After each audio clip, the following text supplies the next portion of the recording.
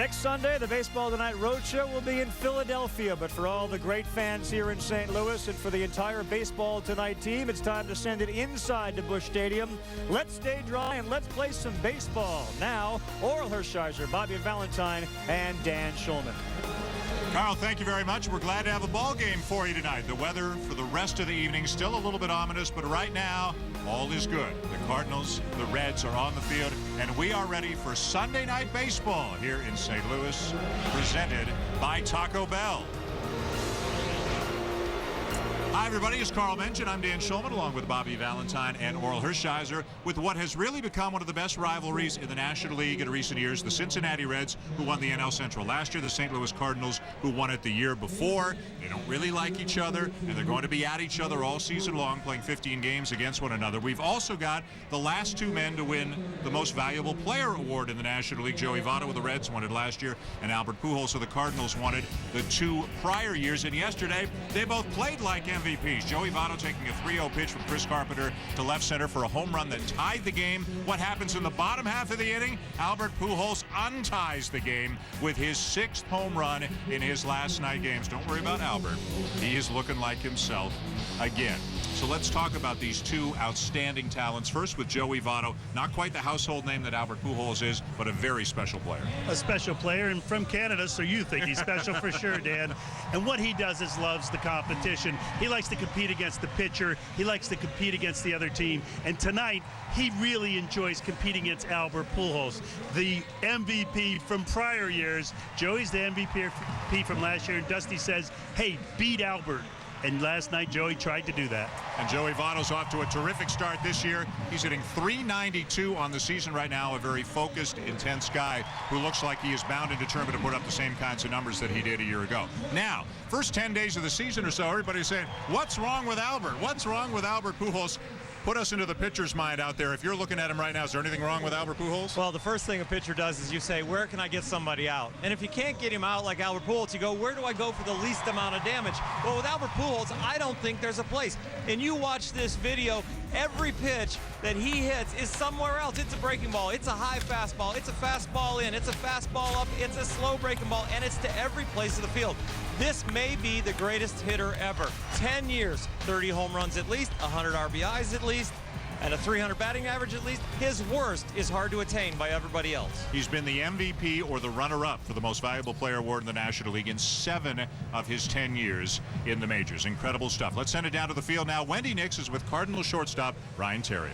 Dan, thank you, Ryan. We asked your manager earlier this afternoon who you reminded him of. His answer, David Eckstein. What does that say to you? I don't know. I'm going to talk to Tony about that one. I'm much better looking than David, I think.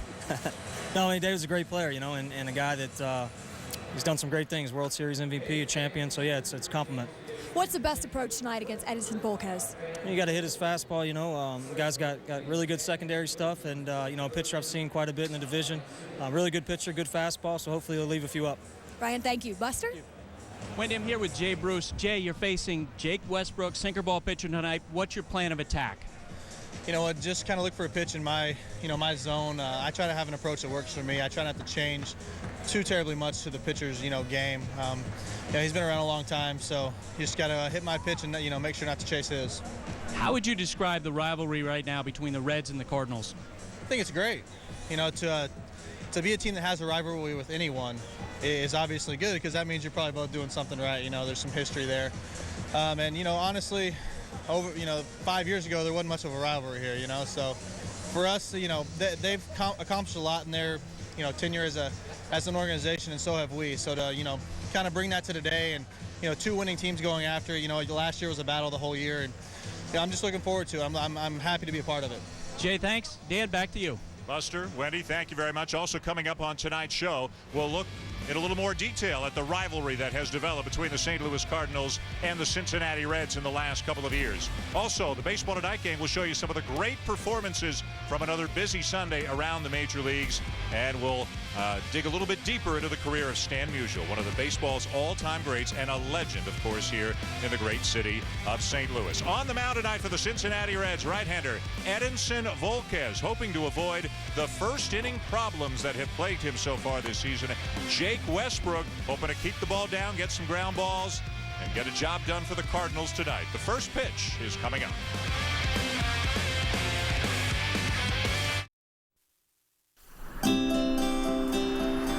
The gateway to the West says St. Louis to tourists,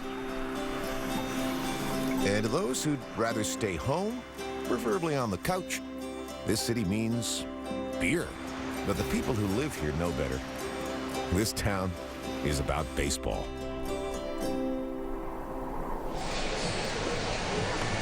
They do love their baseball here in St. Louis. Matt Holliday signing some autographs for some Cardinal fans before the game tonight. The rubber match of this 3-game series between the Cardinals and Reds here in St. Louis, where weather, not baseball, weather has been the dominant story here in the Midwest over the last couple of days. On Friday, a tornado ripping through St. Louis, closing Lambert International Airport, which is still not back to 100% capacity. This is Bridgeton, Missouri, just a few miles northwest of downtown St. Louis. Miraculously, no one was killed in the tornado, but there is a lot of devastation and a lot of people who have lost their homes. The Cardinals, by the way, have made a donation to the cause to help people out with the recovery from the tornado. There is the potential again of severe weather here tonight. Heavy rain, possible flash flooding.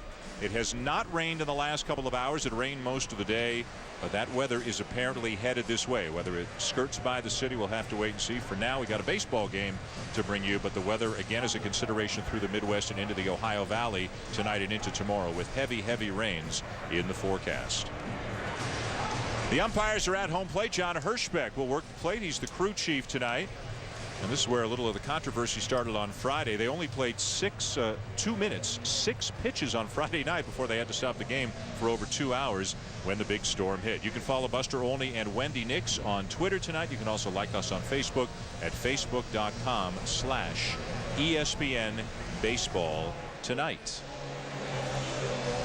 A very relaxed Dusty Baker before the game. Both the Reds and Cardinals are 11-10 right now. Dusty, of course, coming off that National League Central Division title for the Cincinnati Reds last year. And boy, a lot of people think he's got the horses to do that, maybe a little bit more here in 2011. Time now for the Cincinnati Reds starting lineup, brought to you by Taco Bell. Drew Stubbs, Brandon Phillips, who will get booed loudly, and the reigning MVP Joey Votto, the top third of the lineup.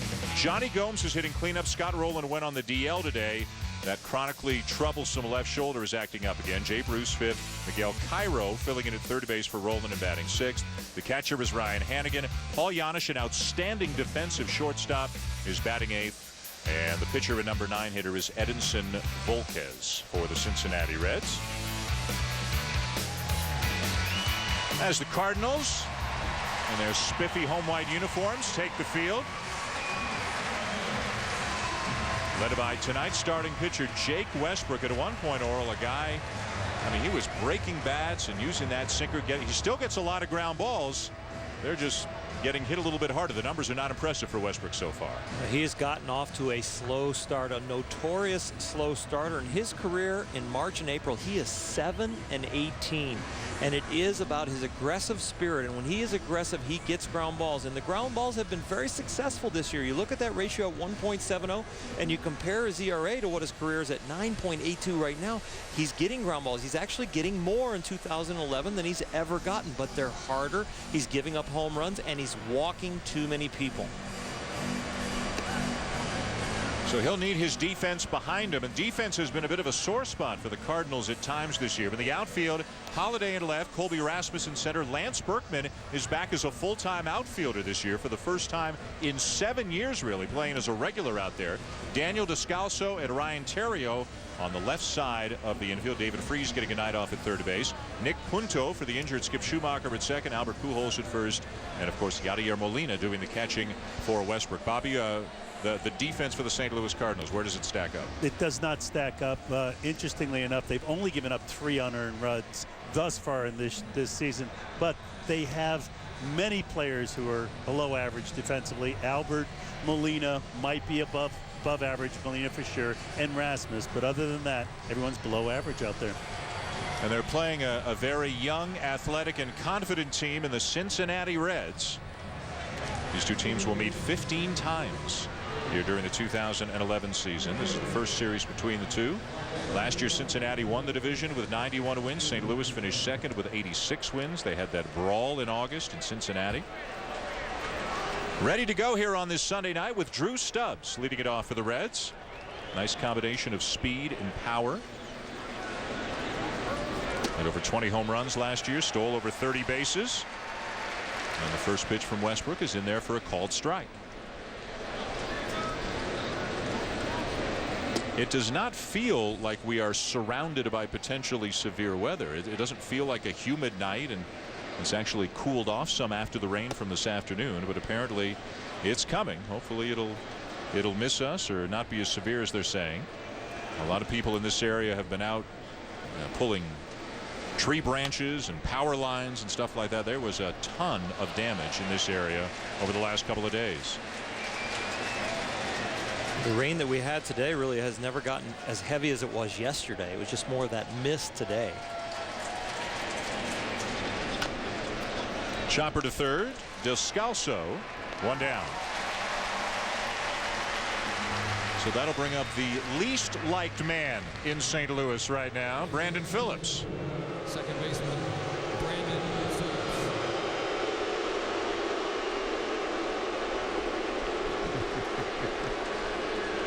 All started last year when Phillips had some particularly harsh words for the St. Louis Cardinals players and their organization, and then he really incited the brawl when he tapped the shin guard of Yadier Molina, who said, hey, you can't be saying that about me and my teammates and then trying to be my buddy when you come to the plate. And then it was on. A strike taken. And I think he's allowed a new definition of boo-birds here in St. Louis, where you usually don't have them, but the Cardinal fans are booing. As Buster Olney told us a little bit earlier, Phillips was even booed in the mall a couple of days ago. Back to the mound. 2 down.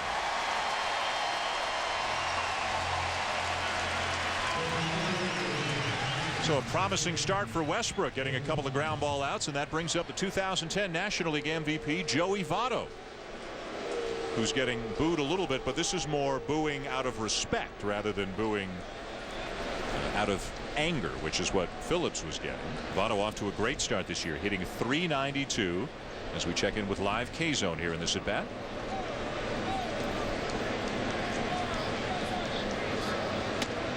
A little bit up and away for ball one. Votto has outstanding power to center field. One of the few guys who could hit those very high fly balls and get over the center field fence.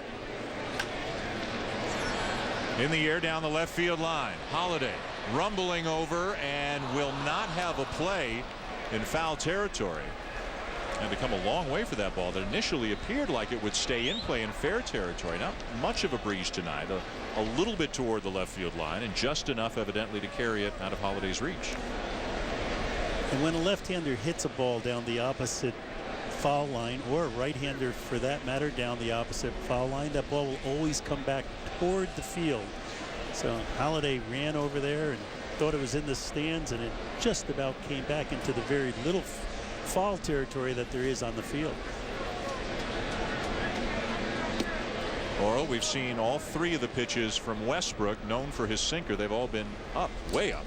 Yeah, to Votto right here, they went away and he missed, and then they've tried to come in twice. That one down, and he gets the ground ball. So Westbrook retires the Reds in order on the grounders here to the top of the first. The Cardinals are coming up, which means we're going to look at Albert Pujols batting third in the bottom of the first here at Busch Stadium.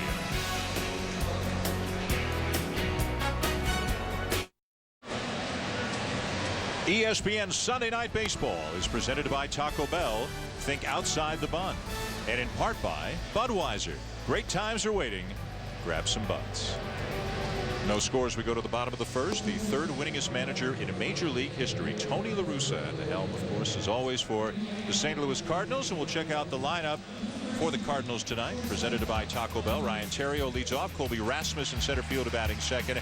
Albert Pujols at first base batting third. Matt Holliday missed just over a week after an appendectomy. He's back in there swinging a great bat right now. Lance Berkman is as well. Daniel Descalso giving David Freese a night off. Yadier Molina catching into batting seventh.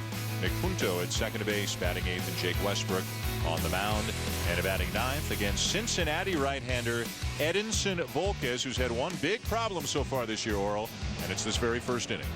First inning is a big inning for him. He really needs to take it as a shutdown inning. You see his first inning ERA is 29.25. How does that break down? That is 4 innings total. 12 hits, 13 runs, 4 home runs. Those 4 home runs, 2 back-to-back home runs by leadoff hitter and second hitter. Milwaukee and Pittsburgh did that to him. So this hitter right here, he wants to get on the beam right away.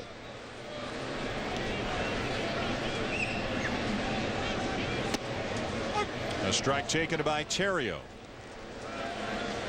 Newcomer to St. Louis this year, the starting shortstop. He can swing the bat, hitting over 300. The defense has been questioned often during his career, and he's committed 6 errors already on the season. Of course, Brendan Ryan now with Seattle, the former Cardinals shortstop. You know, Dan, when you struggle in the first inning, you have to become your own closer and reverse the game. This is a shutdown inning for him to get off to a good start. Well, Dusty Baker telling us before the game he thinks it's a mental thing with Edinson Volquez, that they talked about preparation, and every question Dusty asked him, he felt he got the proper answer from Volquez.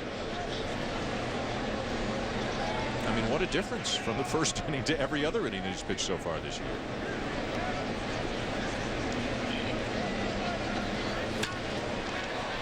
Grounder to short.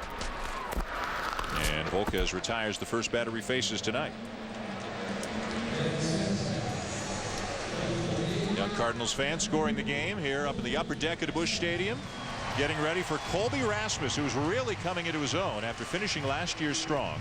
Rasmus now in his 3rd year in the big leagues. Tony La Russa said pregame, Bobby, he's getting better by the day. The more success he has, the better he's going to feel at the plate. He's a very talented young man who had his disagreements with Tony, but I think they're settled now, and that might help his approach at the plate. Well located inside corner fastball there from Volquez. The count is 0-1. Cairo in even with a bag at third. The infielders playing Rasmus to pull. The outfielders pretty much straight away. Rasmus hitting .349 on the season. Good changeup down and away that Rasmus chases, and the count quickly 0-2. Well, I like the fact that he's throwing his off-speed pitch here in the first inning, not trying to overthrow and get people out with just his fastball. He's establishing a good changeup, which will make his fastball so much better.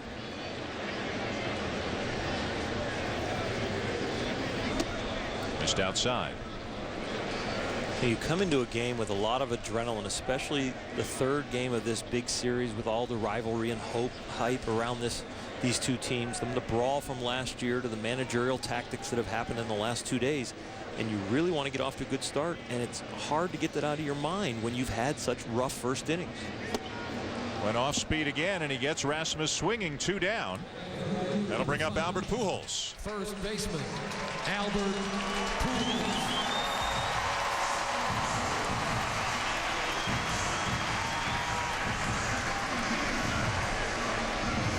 Two down, nobody on as Pujols steps in. 7 home runs already on the season. Tied with Troy Tulowitzki and Ryan Braun for the National League lead. And this is after over the first 10 days of the season. And Pujols was off to an uncharacteristically slow start. As we check in with live K-Zone again, Oral, to see how they try to deal with Pujols. You can see Ryan Hannigan in the back and how the target then relates to where he wants the ball and how that relates to the strike zone. And with 2 out, nobody on, this is the best time to face Albert.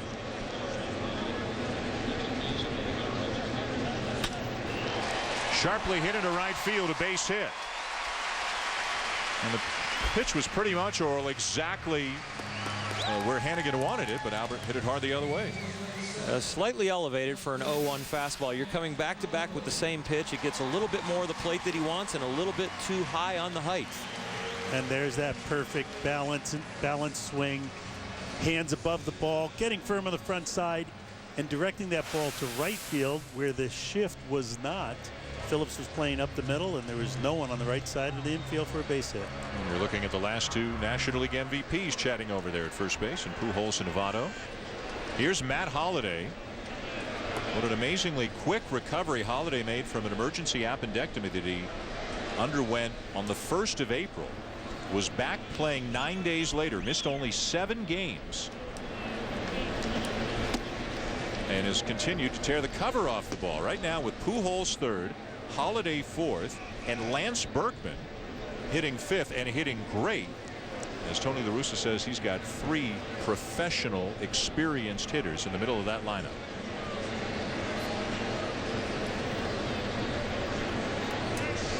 All can hit for power, all can hit for average. Big swing and a miss.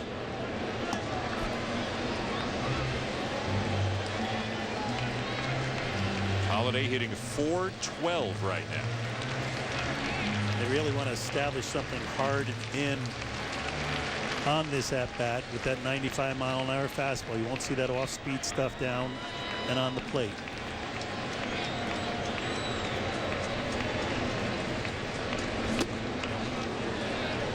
Just missed. That is I agree with you. That is Edison Volquez's 13th pitch. And let's see what K-Zone says. Strike when it lights up. Bottom of the strike zone, the hollow of the knee. Not the top of the knee, the hollow of the knee is the strike zone. 13 pitches. He's averaged 32 in first innings this year, so he's on pace to have a good first inning. Not only 2 on, or 1 on and 2 out, but had a chance to keep his pitch count down and go deeper in the game. And Earl, it's good to point out that that strike zone's at the front of the plate, and where the catcher's catching it is about 3 feet back from where the strike zone actually is. So the ball might be out of the zone when it's caught and in the zone when it's in the strike zone. Pujols had 14 stolen bases a year ago, actually led the Cardinals in that category. He's got 1 so far this year.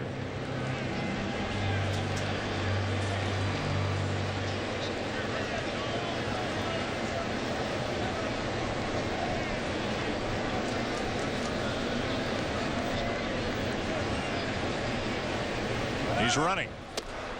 Holliday takes inside, high throw down to second, and Pujols steals it, and then doesn't bite on the little fake there that Phillips was trying to give him out at second base. Stayed on the bag. Well, they kept coming with that inside fastball. It was 96. It was up and in. Albert had a great jump on the high leg kick of Volquez. Hennigan gets the inside pitch, does not transfer very well, and throws the ball high to second base. It's a tough ball for a catcher to throw. You really have to exchange your feet.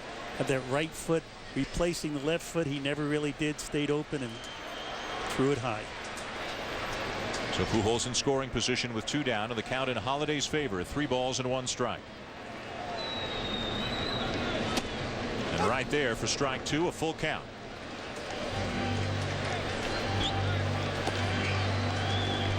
These are the top 2 offensive teams in the National League. The Reds are first in the National League in runs scored right now. The Cardinals are second. Volquez trying to get out of this without any damage, which would be a first for him this year in the first inning. Coming inside again. Got it. Volquez at 95 miles an hour gets Holliday, and the Cardinals will leave Pujols on in scoring position in the bottom of the first.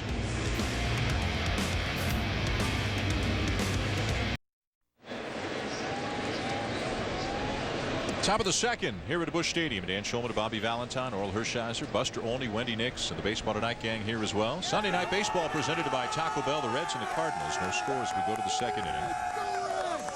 Jake Westbrook got the Reds in order in the top of the first. That means he will face the cleanup hitter Johnny Gomes, the Cincinnati left fielder.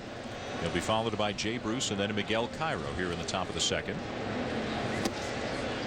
Gomes, a nice story in the early going for Cincinnati. He's hitting for power, 6 home runs, stealing bases, drawing walks.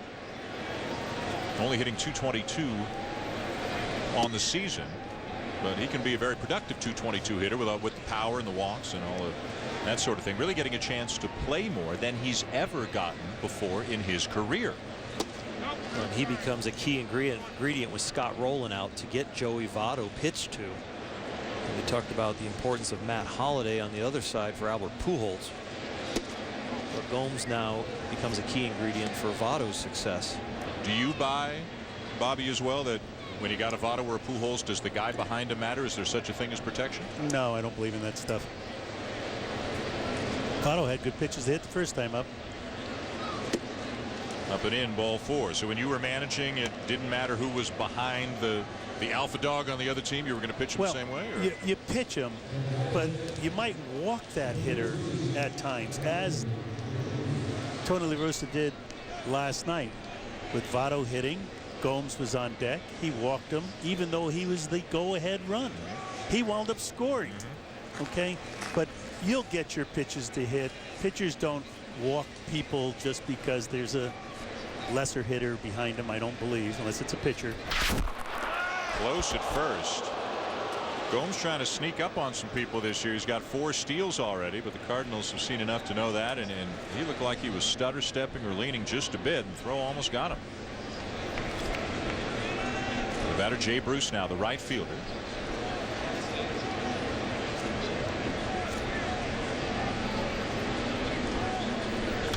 Cincinnati, an aggressive team, and a lot of teams just kind of shut down the running game at times, Oral, against Yadier Molina, but the Reds believe in aggressive base running under Dusty Baker. They were the best base running team in the National League last year. They took extra bases greater 36% of the time. The average in the major leagues was only 30. And when we say an extra base, so that means on a single they took 2 bases. On a double they took 3, and they did that better than anybody. Another throw over. And you got a shot in the dugout a minute or so ago of Joey Votto talking with Scott Rowland. Rowland was officially placed on the disabled list today.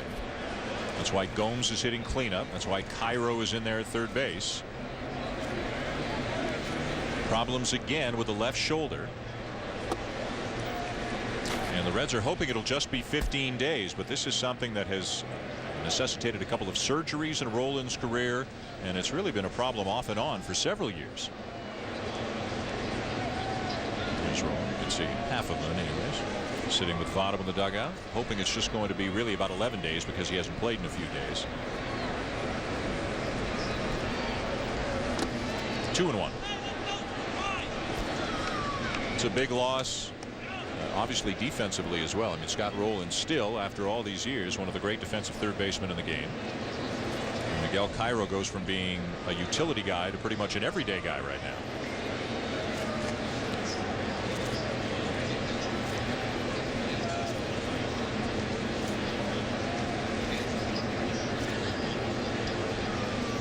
Runner goes. Pitch low, throw down, got him.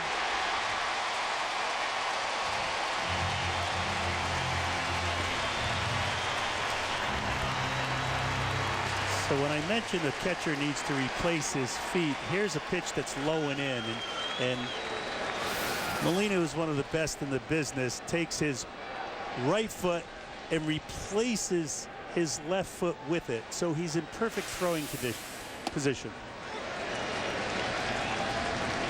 Gomes thrown out for the first time this season by a 3-time Gold Glover, Yadier Molina.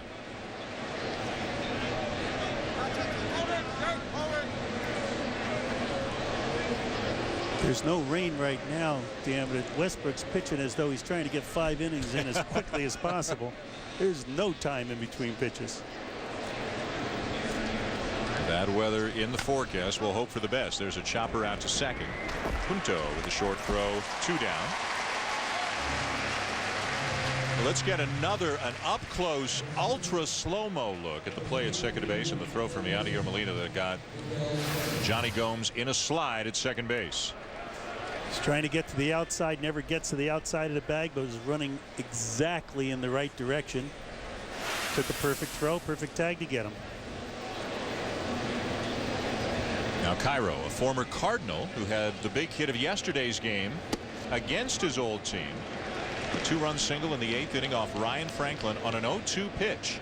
But it broke a 3-3 tie, gave the Reds a 5-3 lead. They would win the game by that score. After the Cardinals won Friday night 4-2. Miguel is one of Dusty's lieutenants on this team. He speaks the gospel of Dusty Baker, and it's appreciated. You always like having a lieutenant or two in the clubhouse, do you? Gotta have it. Gotta have someone spreading the word. Gospel of Dusty. 1986, Dusty Baker playing for the Oakland A's. His last year was an active major leaguer. His manager was Tony La Russa. As that pitch runs down and in, 2-2. They have opposed each other as managers since 1996. Did he go? Yes, he did. Cairo's gone and the inning is over. We'll go to the bottom of the second in St. Louis. Still no score.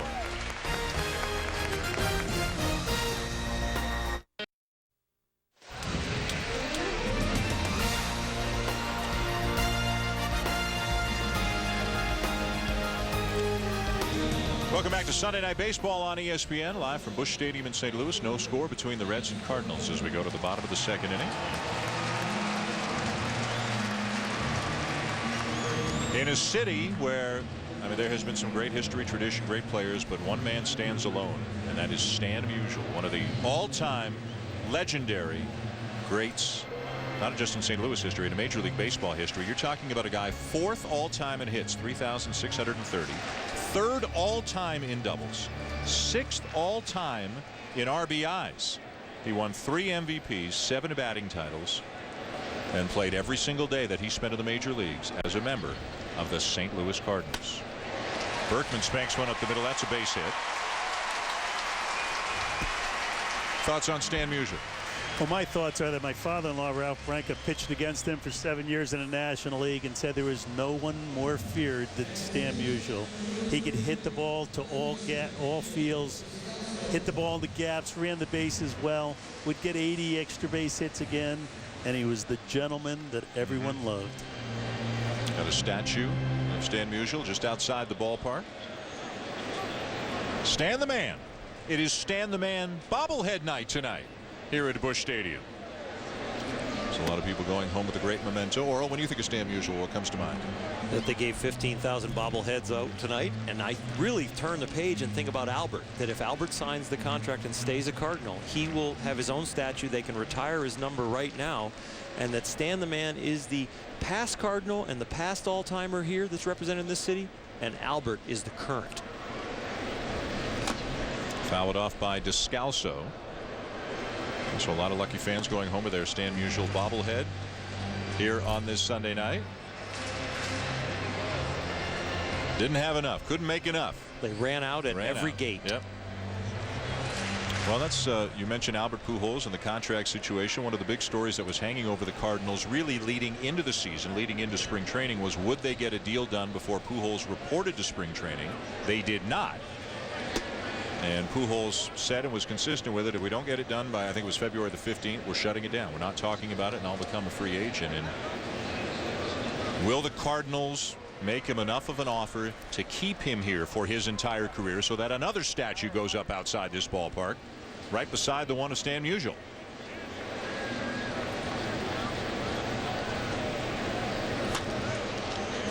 And right now, only the two sides know if there are any discussions going on, guys, and what the last offer was. How many years are they looking for? How much money are they looking for? These are the biggest contracts for other first basemen of the majors. Ryan Howard, Mark Teixeira, Adriana Gonzalez, Miguel Cabrera. What's notable is for 3 of them, the contract takes them up until they're 36 years of age. And also with those guys signed, those are places Albert Pujols probably can't go if he were to become a free agent, because they've already got themselves a big ticket guy at first base. How do you guys see this playing out? Do you think Albert's a Cardinal in 2012? No. I don't think they could afford to keep him. I think that Albert's going to be in a different uniform. It's going to be to the regret of every fan in this city. But I think it's very difficult to have him and Holiday and Carpenter and Wainwright on the same team here in the Midwest. 2 balls, 2 strikes. The count on Descalso. Foul to back. Let's check in with Buster Olney.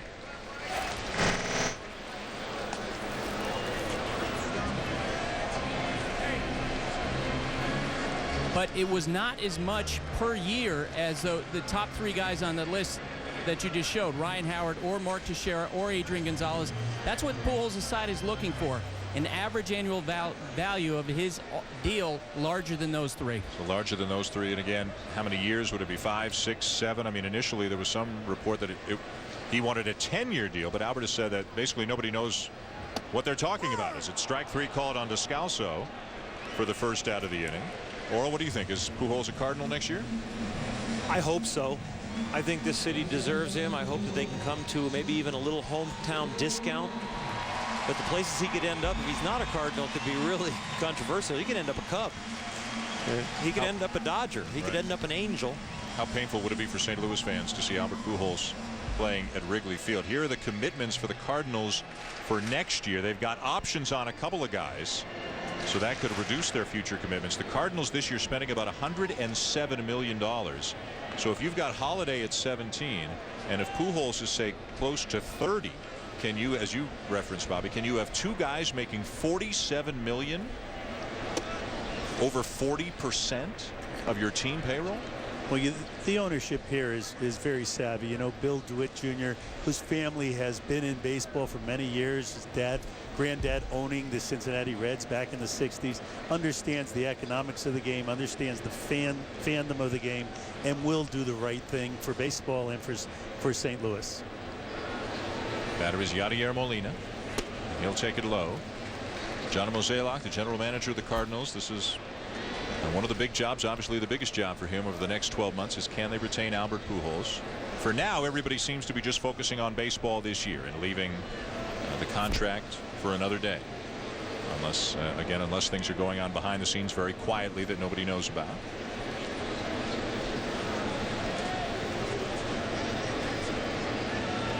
Pujols went to high school in Missouri after coming from the Dominican Republic.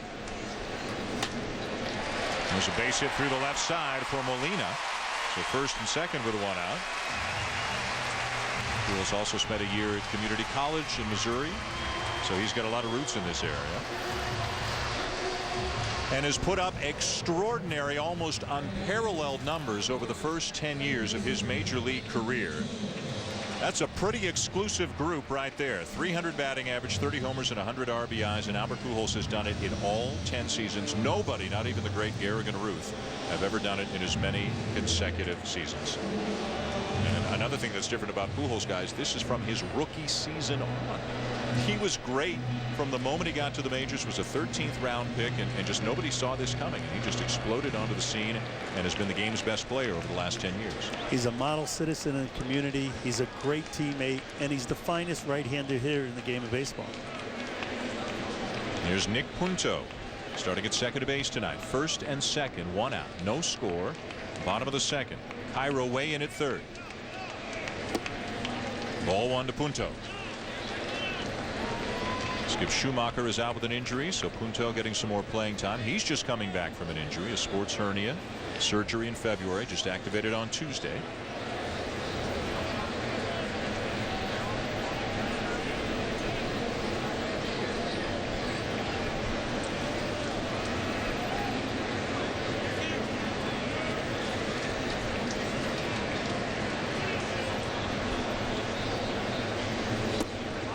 Just low. Volquez, who has been struggling in the first inning terribly all season long, didn't have much trouble there. Gave up a base hit but got out of it. Now he's given up 2 hits with only 1 out here in the second. Did he let his guard down thinking he really accomplished something getting through that first inning? Come out with something less in the second?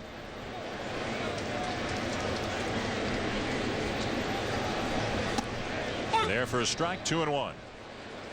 This is where the 8-hole hitter sometimes needs to open up his strike zone with the pitcher on deck, first and second, 1 out. When you're pitching in this situation, I didn't always worry about my infielders getting me a double play ball. I just wanted an out to make sure I could face that pitcher and not give up a single and give up the run now with the pitcher coming up. And the infielders are playing a little deeper than they normally would, Earl. It's a great call there that they're going to play deep, especially on the right side, to make sure they get one, keep that ball from getting to the outfield and getting out of this inning with a 0.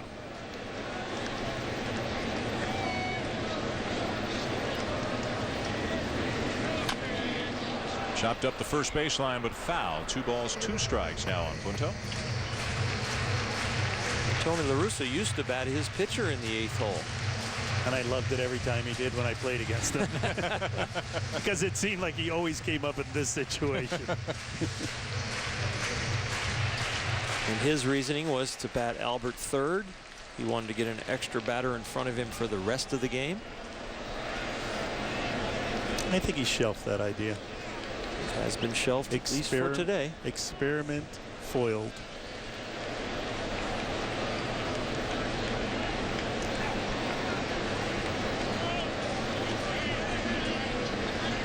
Two on with a 1 out. And the 2-2 pitch to Punto. Very high, a full count. Coverage of Major League action continues this week here on ESPN. Tomorrow at 7 Eastern, Monday Night Baseball. The White Sox are in New York to take on the Yankees at 7 Eastern. Then on a Wednesday night, also at 7 Eastern, Wednesday Night Baseball presented by Sears Lawn and Garden, and American League West Division matchup between the A's and the Angels. Major League Baseball tomorrow and a Wednesday here on ESPN. I don't think they're running here. 3-2, 1 out. Left-handed hitter up.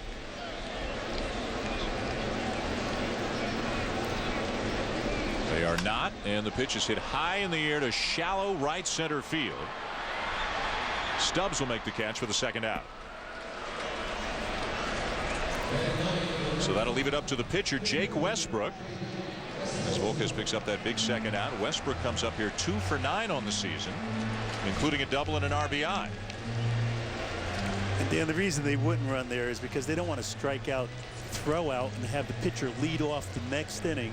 They're going to give Punto a chance to drive the guy in with a base hit, hit a fly ball, strike out, whatever it might be, but at least turn the lineup over this inning if you don't get any runs out of it.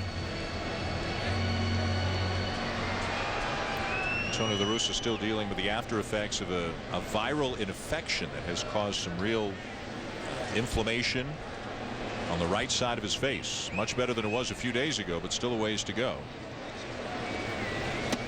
Boy, if it was worse a couple days ago, I'm glad I didn't see him because he looked so bad today. I felt so sorry for him. He's suffering. He's managing this team. He's giving everything he has, but he's really in pain. Yeah, hope he doesn't get any scarring from the scabbing that's happened. He did look in pain and uncomfortable today. Swing and a miss, 1-1 on Westbrook. Both of these teams are 11-10 in the National League Central, a division that looks like it could be very competitive, maybe as many as 4 teams competing for the division title. So you get a nice aerial shot on this overcast night here in St. Louis. Milwaukee won today 4-1. They beat Houston, so they're 11-10. The Cubs lost today to the Dodgers 7-3, so the Cubs are 10-11. Could be that kind of a year in the NL Central. Backhanded it short by Giannis. Long throw. Dug out at first by Votto. And the inning is over. A couple of men left on. Scoreless at the end of 2. The Baseball Tonight gang with some Sunday updates for you when we come back.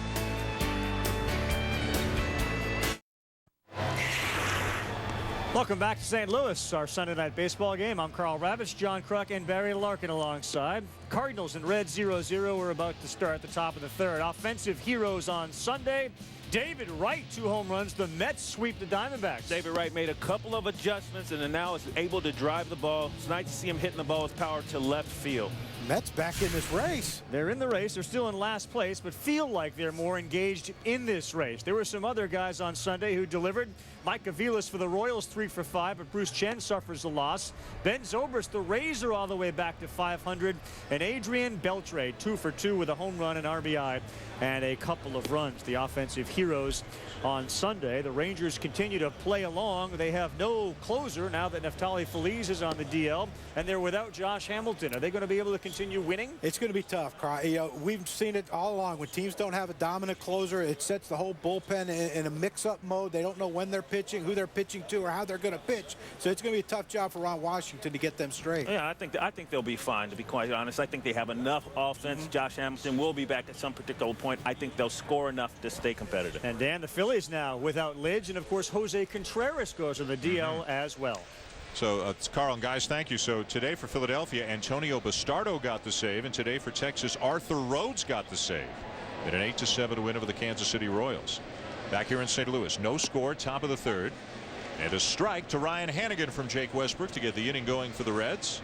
And Dan, when you talk about bullpen problems, St. Louis has that. Yes. Definitely a topic we will explore over the course of the evening, if and when, and presumably when the Cardinals go to their bullpen. Ryan Franklin is no longer the closer right now for St. Louis. Mitchell Boggs has gotten a couple of saves for the Cardinals, but Tony La Russa doesn't want to call him a closer, doesn't want any extra pressure on him. I only got about a third of the way into my question. Tony, should we call it? No. And he knew right away what I was asking. Ground ball to short, one down. Should we call him? No. Okay, next. Well, here's some of the big picture stories going on around baseball over the last week as well. Of course, Major League Baseball has now in effect taken over the Los Angeles Dodgers because of the huge debt that the Dodgers have right now. The Milwaukee Brewers signing Ryan Braun to a 5-year extension that will take him through 2020. And Bud Selig, the commissioner, announcing that he thinks it's likely that next season there will be expanded playoffs in the majors, one more wild card team in each league, format still to be determined. Giannis is the batter. Bobby, which of those three really jumps out at you? Well, the expanded playoff, I think, is something the fans want. It's very good for the game. More games at the end of the season. Just give the team that wins the league some advantage. Let them play all the home games in the first round. Giannis with a liner to center field. To back is Rasmus to make the catch. 2 down. You're saying the higher ranking team should get every game at home in a playoff series? Absolutely. With no off days for travel, you have a 5-game series. Give them all the home games. Let their fans get the benefit of them winning the division and get a reward for winning the division. It's a disadvantage to sit around and wait for the wild card team that you have to play, but what a nice advantage it would be to play at home the whole time. So you want to balance those books, especially when the team could win 96 games and the team they're playing maybe only wins 86. Give them something for the 10 games they beat people by. So theoretically the 2 wild card teams would meet in the first round, whether it's 1, 3, 5 games, who knows, and then the winner of that would advance on to what is now the first round of the playoffs against one of the division winners. And if you don't give them all the home games, let them start the series, a 5-game series, with one game advantage. Wow. Swing and a miss by Volquez, 1-2. What about 2-1-2? That's all right, but you still travel it around and play in a couple. You have to have an advantage. Give them a win. Volquez chases and is gone. Jake Westbrook on top of his game. Through 3 innings, Albert Pujols due up third for the Cardinals when we come back to Busch Stadium.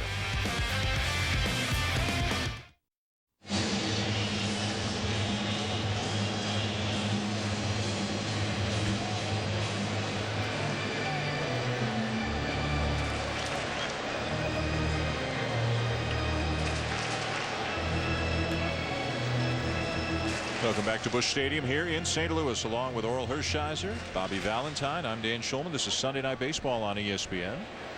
From St. Louis, no score. Reds and Cardinals wrapping up a 3-game series.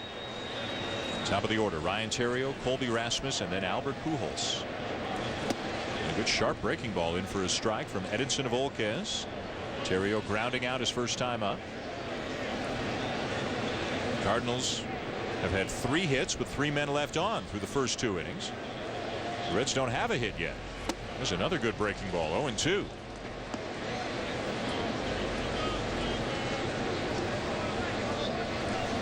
Theriot, good offensive player, in there because Tony likes his true grit. Gives his best every second of the game.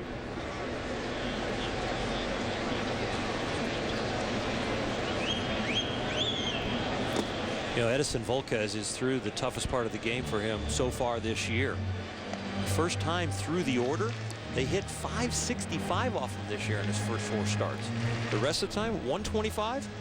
So he is over the hump. You talk about a pitcher that you want to get early before he gets his rhythm, before he gets his confidence. This is the young man right here. But now the Cardinals have a lot in store for him because he has been very good from this point in the game on. There's a base hit. Just over the outstretched glove of Votto to right field. Theriot's aboard to begin the 3rd.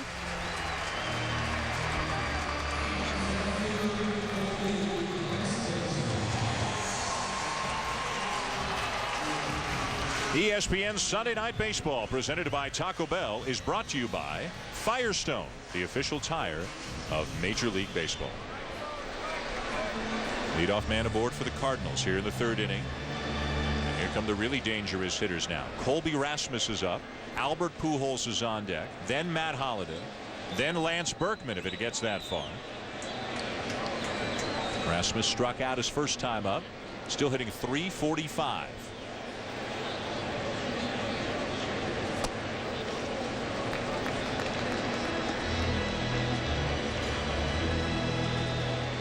Cardinals began this season with the news that Adam Wainwright was going to miss the year after elbow surgery. Then Matt Holliday had the appendectomy. Ryan Franklin lost his closer's job. But with guys like Rasmus and David Freese, Kyle McClellan, all these so-called support players stepping up and having big seasons, the Cardinals are doing all right.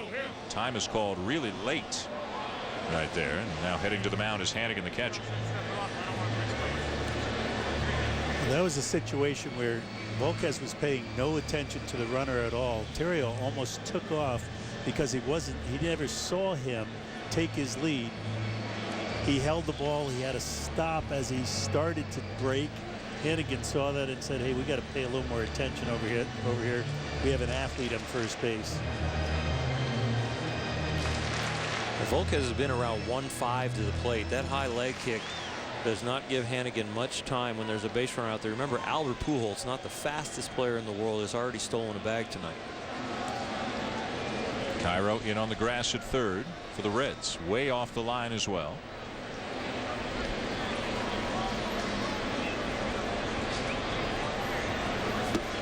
Swing and a miss. Well, there was an abbreviated leg kick by Volquez, paying a little bit more attention to the runner. When I say 1.5, that's 1.5 seconds from the time the pitcher moves until the time the catcher receives the ball. On that last pitch, it was 1.2, so he sped it up. Major League average to kind of shut the running game down is around 1.3. Terrio with a couple of stolen bases so far this season, draws a throw. So much has happened to him early in the season here with his ERA the way it is and his early time struggle that he's concentrating so much on getting the hitters out that he can forget about the running game. As you get into your rhythm and you get into your confidence, then you start to think about 2 different things at once. And in your mind's eye, you're throwing a strike, but in your mind, you're thinking about the runner. Swing and a miss, 1-2. Terrio bluffed a start to second, took a couple of quick steps, put the brakes on. And now Volquez is out in front of Rasmus. He glanced in at the catcher and saw him sitting way outside, thinking there was a fastball away, maybe an abbreviated pitch out or a pitch out, so he shut the running game down. He's a little upset that he did that. Talking with Dave McKay down there at first base. Hannigan sneaking a peek down to first base to see what's going on down there. It's a throw to first, and it's really interesting the way Votto and Pujols hold the runner on base. They position themselves so that they could get off the base and clog up that hole and win a Gold Glove. They do not position themselves to tag the runner out diving back into the base. They have an abbreviated position at first. Votto standing about a foot or a foot and a half in front of first base. Where would you like to see his feet? Exactly. I think his right foot should be parallel with the base, right on the front corner of the base. So as he catches that throw, he could reach back and try to tag that runner. He's just catching it like he's playing catch now because his right foot is in a position that he can't swipe back and tag the runner diving back.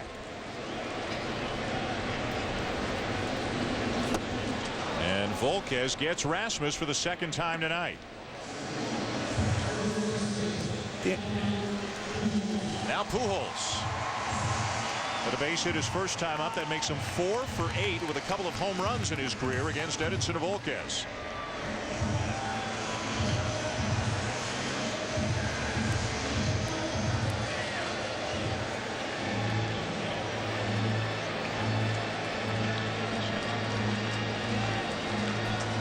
And we'll check in again with live K-Zone. Albert got a hit to right field on a fastball up his last at bat.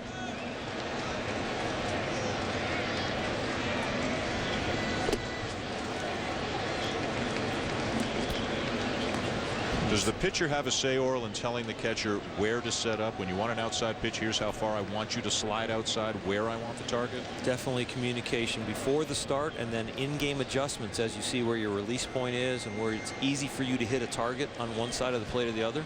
You may have him on the plate on one side and off the plate on the other.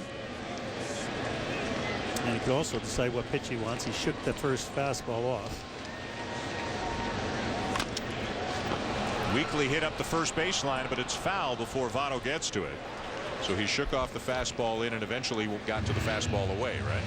Yeah, he threw that pitch away. He wanted, I think it was a slider away, Dan. He wanted to establish something away and get Albert reaching before he comes back inside. No, it was a fastball away that came back a little. You had the pitch. And what I really like there is Joey Votto charged that ball so hard. He wanted to get the ball in fair territory before it went foul. He was sprinting for that ball, and it just barely went foul. Interesting, when Dusty told us before the game that Joey Votto's gotten some help playing first base from Albert Pujols, that they talk when the teams get together around the cage, and Pujols has unsolicited gone up to Votto and given him some defensive tips.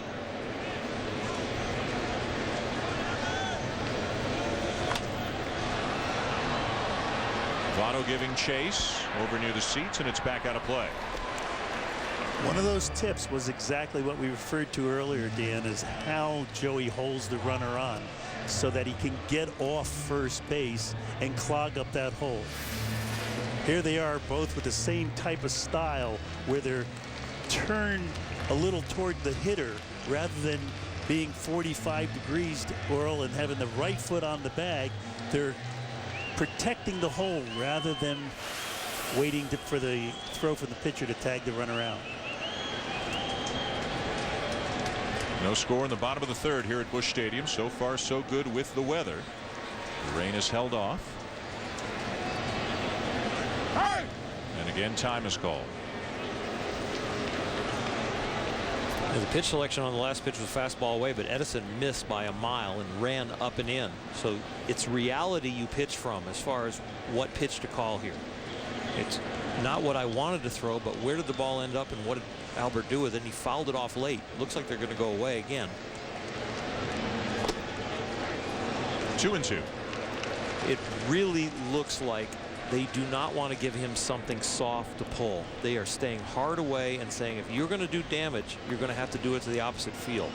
They might come in, but they're going to come in off the plate. And if they go soft, it's probably going to be something soft that they bounce, something that'll be very hard for Albert to elevate.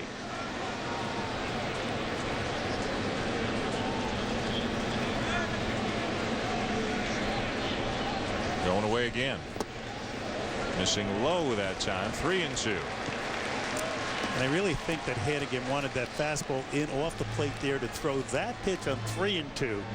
Now he's narrowed down to a fastball. He's looking out there saying, what do we want to do? Getting ourselves into this predicament, Ollie. And now what are we going to do? Well, he hasn't thrown him back-to-back off-speed pitches because he's been fastball hard away and hard in on a mistake that was supposed to be away. I think you go back-to-back changeups right here. You throw this one right down the middle, but slow, and hope Albert gets himself out. Terrio the lead at first. He's running. And the pitch swung on and missed. The throw down on a bounce, and safe at second is Terrio as Pujols strikes out. You have to use everything in your repertoire to get the greatest hitters out. And they have shown Albert that they're going to try and get him out with fastballs the whole time until they're backed into a corner, and now they trick him. They go fastball away. They try fastball away. Albert swings at it. They go fastball away, but he makes a mistake in. They go back hard away. 4 pitches hard. Now finally to a changeup. Now you get to 3-2, and you throw back-to-back off-speed pitches for the first time. Get Albert out in front. It's still a really good swing, but the timing is off. You don't see Albert Pujols fooled like that very often, and coming up with a swing like that very often. But the back-to-back changeups got him. Terrio steals the base. He's at second, 2 down for Matt Holliday. And oh, did he steal the base, Dan? He had a 3-foot stride before the pitch was delivered. If Edison only stepped off the mound, he would have had him out and not have to worry about this big guy hitting with man on second and 2 outs. Holiday struck out his first time up. Volquez has 5 strikeouts through 2 2/3. We're in a scoreless game in the bottom of the 3rd here at Busch Stadium.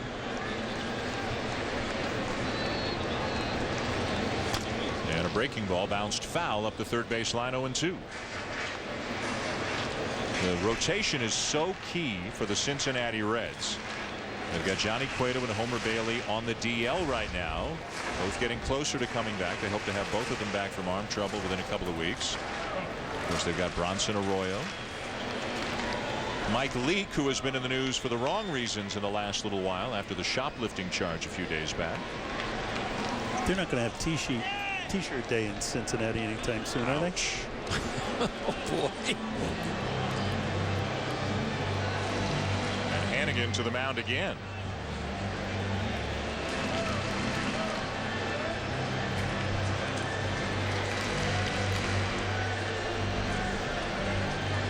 ESPN Sunday Night Baseball, presented by Taco Bell, is brought to you by Firestone, the official tire of Major League Baseball.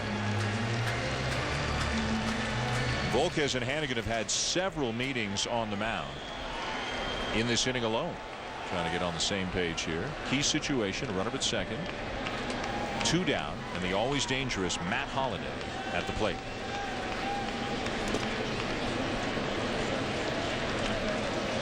Hannigan behind the plate, part of a very good defensive Cincinnati Reds team. You talked about the shortcomings of the Cardinals, but the Reds are loaded with plus defenders. Very good defensively, and in a mix and match situation, they get very good offense out of their catching situation. Jay Bruce, a plus right fielder. Brandon Phillips has won the Gold Glove. Of course, when healthy, Scott Rowland, one of the best at third. Giannis, terrific at short. Not a household name. While Giannis getting a chance to play more this year than ever before, and hitting well as well. But they've really got him in there, Oral, for his glove. Yeah, he has been outstanding. When you solidify that defense there, that is the key ingredient, and you can make up a lot of ground now. I think since performance-enhancing drugs have left the game, that the defense has been a key, and that shortstop position has become more of a defender than an offensive player. 2-2. And there's a play for Giannis.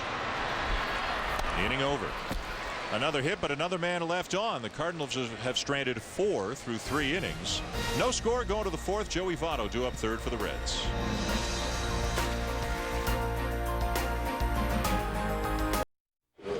Who's ready for that finish? Indeed, because of the terrible storms that have come through here recently, and those storms of Friday night. That is looking good. 3 to go. Almost smell it. I'll just have a half. 3 were for me. Oh, okay. Yeah. I think John Kruk's on a break right now. They're go get him, Krucky. Cooking for him. That might be his order. Top of the 4th, no score here at Busch Stadium. John Kruk, Barry Larkin, and Carl Ravitch, the Baseball Tonight gang, here as always with us on Sunday night. They'll be back around before the top of the 6th inning for another look around at some of the highlights from Sunday. Breaking ball, 1-2 on Stubbs. The first pitch strike that Westbrook threw to Stubbs was the 8th first pitch strike in the 10 hitters that he has faced tonight. He bears no resemblance to the struggling Westbrook that we had been hearing about coming into the start tonight, the guy who brought an ERA of 9.82 into this game. He's been able to throw more than one pitch for a strike, and that had been the key. He had been not pitching to contact. He had been taking his secondary stuff completely off the edges of the plate and then having to give back into the hitter. So it was either walks or hits before tonight. This ball, I think his sinker always has had the most depth when it's right down the middle of the plate. It has a tendency to go almost straight down. When he throws the ball for the corner, it gets flat. You see that ball has a lot of the plate, but the depth of the sink is what gets him out. The ball gets off the barrel of the bat. You can avoid the barrel of the bat by making it go down the middle and then making it go wide to jam the hitter, or make it go wide to get off the end of the barrel of the bat, or you can give the ball depth and get away from it up and down. Brandon Phillips greeted in the usual manner here in St. Louis. Doesn't seem to bother him at all. He's almost playful about it, giving Cardinal fans almost a, come on guys, is that the best you got?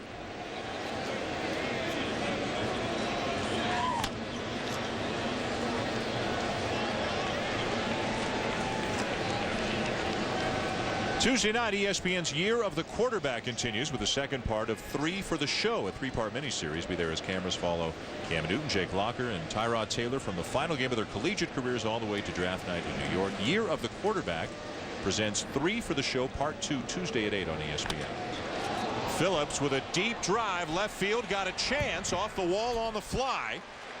Digging hard for second, throw on a bounce, not in time. And that'll give him even more reason to start booing Phillips, who's had some big hits in this series, including a home run on Friday night. This is a line drive that was well played by Holiday. Got it on one hop and made a good throw to second. He waxed this ball right in the middle of the K zone. He goes hard out of the box. Punto takes this throw on one knee. Is one hop throw from Matt Holiday. And here comes the slide, just in on a straight leg slide. He's safe. And beautiful camera work by our men in the truck and on the field. And never shy to express his emotion on the field. That's the first hit of the game for the Reds. Now runners in scoring position with one out. Phillips all smiles as Joey Votto steps in. Votto grounding out his first time up. Why did he win the MVP? Second in the league in batting last year, third in home runs, third in RBIs, first in both on-base percentage and slugging percentage. And you just watched baseball tonight. How many times did we see Votto get the hit that won the game in the bottom of the 8th or bottom of the 9th as he led the Cincinnati Reds to the postseason, the first time the Reds had been in the postseason since 1995 when Barry Larkin was a Red. That's right, Dan. He was first in batting average after the 7th inning. He did lead his team to the pennant, and I think he's going to be able to do that again before his career is over, maybe multiple times. This is a very intense, focused 27-year-old, in spite of that little smile that you're getting there. You don't see that very often on the field from Votto.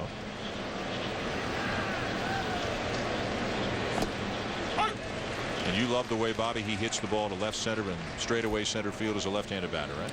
Yes, when he gets a ball up, many left-handed hitters, especially those who throw with their right hand, are low ball hitters. But he hits the ball that's up and out over the plate, and he hits it really high and really far to the opposite field and center. Going away from him here, missing down and away. 2 balls and a strike. Here, Bob, we talked about earlier about having protection. I think with Gomes on deck, batting .222 as a right-handed hitter, that Joey is not protected here, and with first base open, he is going to get less things to hit compared to if Scott Rowland was on deck. Well, I'm not sure if Scott Rowland gives him protection with that first base open. Well, I'm just telling you, as a starting pitcher or any kind of pitcher, mentally, when I look in there, it's about I'm going to make a quality pitch compared to I'm going to give in. And this is first base open. I mean, this is just about an intentional walk here, no matter who's on base, because this is the MVP at the plate. Exactly. And there's ball 4. Dusty Baker, who of course managed in San Francisco, compares the treatment Votto's getting this year to what Barry Bonds got back in his heyday. Maybe it's not quite at that level yet, but certainly Votto is getting a whole new level of respect this year. Whole new level, and as you mentioned, last night he was walked as the go-ahead run in the 8th inning. It backfired. He wound up scoring the winning run in the 8th inning, as it turned out. But I think Tony would do it again if he had to. And again, regardless of who's behind him, a future Hall of Famer Jeff Kent was behind Barry Bonds when he was being walked 160 times. So, and Albert Pujols' average. Johnny Gomes, the batter, first pitch swinging, and he skies one into shallow left center. Rasmus the catch for the second out. You know, I know you were going to say that Albert's statistics were the same with Matt Holliday behind him or not behind him, but the mentality of the pitch and the pitch selection and what the pitcher is trying to do, I think, is different depending on who's on deck. At times. Listen, but both of you guys are right? I mean, you're looking at it from the manager's point of view, and you're looking at it from the pitcher's point of view. I looked at it as risk reward, and I think that's the way Jake Westbrook looked at it. The risk of giving in to Votto and pitching to Gomes is a little different than letting Votto stand over there at first base. Now, one ground ball gets me out of the inning, and I know it's different with a man on second and first base open, completely different than other times. And what I'm saying, I'm agreeing with you totally. I'm just saying that you know, I'm not saying that Roland doesn't give that protection. Hardly anyone gives that protection. Now, Dusty before the game said maybe Bruce would do it because they have only one left-hander in the bullpen. Right. And that would give him this opportunity early in the game to have him get a good pitch to hit. But you don't think, as an example, Bobby, a red-hot Robinson Cano hitting fifth behind Alex Rodriguez, that doesn't change the way you pitch Alex Rodriguez? It changes it a little, but you're still going to try to get Alex Rodriguez out regardless of who's behind him, unless that situation presents itself and first base is open or the game is absolutely on the line, and then you pick your poison. If it's Cano and Alex. They're both great. 2-1 on Bruce. Dan, I'd keep arguing with him, but there's 2 outs. Well, so I'm just going to let it go. I agree with you. I'm just going to let it go. Let's let it go. Thank you very much. I know we got some people at home stirred up on it. They're talking about it. 2 on, 2 out, no score. 4th inning. 2-1 pitch. And a hanging breaking ball lifted to left field, but it's playable for Holiday. Westbrook gets out of it. To the bottom of the 4th, we'll hear from Dusty Baker when we come back to St. Louis.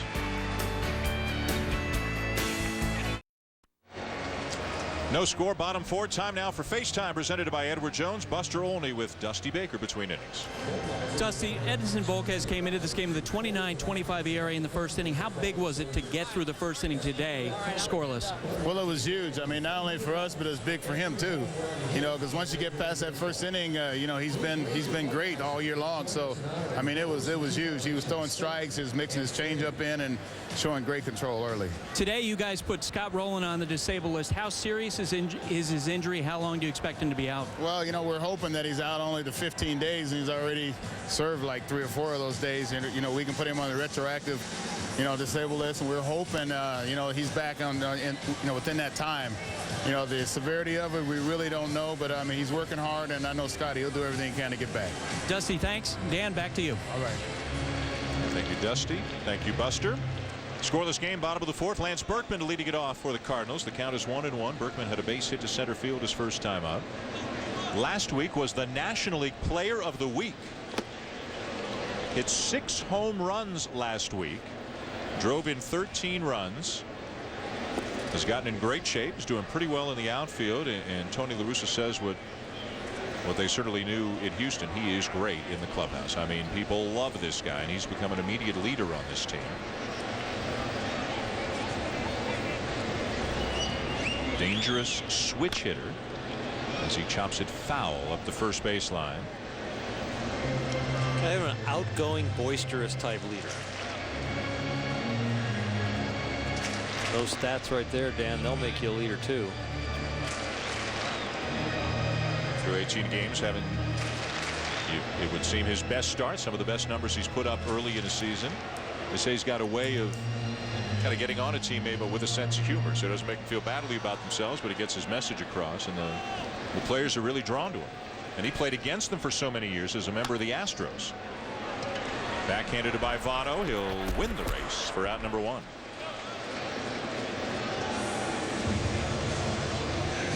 I played with Tim Wallach and Robin Ventura, Kirk Gibson, Mike Scioscia. They all had that kind of mentality where they could kind of get in your face, but they also had a great sense of humor to kind of build you back up. They knew how to communicate to the whole team before the game started, kind of what our goal was, or our, you know, maybe some little intricate things about the running game or defense that night that need to be said in the locker room, but in a humorous way. How important is it to have a guy or some guys like that if you're going to be a championship team? Extremely important. They need to be with the young guys and the old guys on the bench and in the clubhouse. Here's Descalso, the third baseman, who swings over the top of a changeup as Volquez continues to pile up swings and misses. That is his 14th swing and miss already tonight, and he's used the changeup for a good number of them. Now Descalso looking his first time up. Orel, you know, I see Volquez take that step back in his windup, and Dusty alluded to the fact before the game that he called a future Dominican Hall of Famer asked him some advice about warming up. I got to think it's Pedro for that sure. he calls. And you're looking at also a fastball that moves in the mid-90s and then a changeup as the two top pitches. And then a show me curveball every once in a while. And a smile like that, like Pedro was so relaxed on the mound and easygoing, having fun. You got to think that phone call goes to Pedro Martinez. I had Edison when I was the Texas Rangers pitching coach, and he was a young pup coming up, and I could tell you that's a for sure. Changeup, swing and a miss, strikeout number 6. I'll tell you what, when you get ahead of hitters and can put them away, and hitters are now 5 for 51 when they get the 2 strikes against Edison Volquez, and it's fastball and his changeup. Here's the changeup, you get ahead in 2 strikes, and then the fastball, you hit the glove, you don't know what's coming. Another fastball, and then a changeup to Albert. Remember, a 2-2 and a 3-2, and there's the last changeup we just saw. I'll tell you what, get him early or you might not get him. Yadier Molina, good breaking ball for a strike. And the numbers supporting what Earl just said. Volquez with 6 strikeouts through 3 2/3. Involved in one of the more interesting trades in recent years, traded for Josh Hamilton after the 2007 season. And if Cincinnati is going to accomplish what they hope to accomplish, Volquez has to have a big season. Coming back from Tommy John surgery. There's a chopper up the third baseline. Volquez had Tommy John in August of 2009, so hoping to have a healthy season after missing most of last year with some terrific young arms. We mentioned the other 2 guys on the DL, Homer Bailey and Johnny Cueto. 3 really good arms if the Reds can keep all of them healthy this year.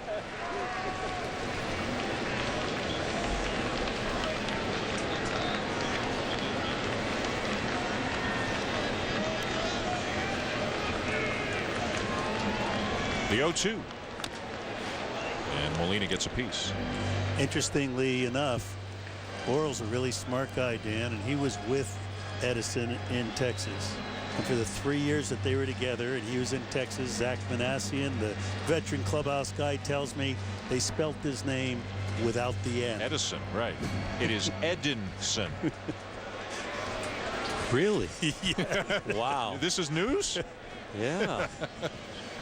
Come on, Bulldog. He wasn't that good yet. Wow, look at the movement on that running fastball into the hands of Molina. Strikeout number 7 to end the inning. A visit with Tony La Russa when we come back.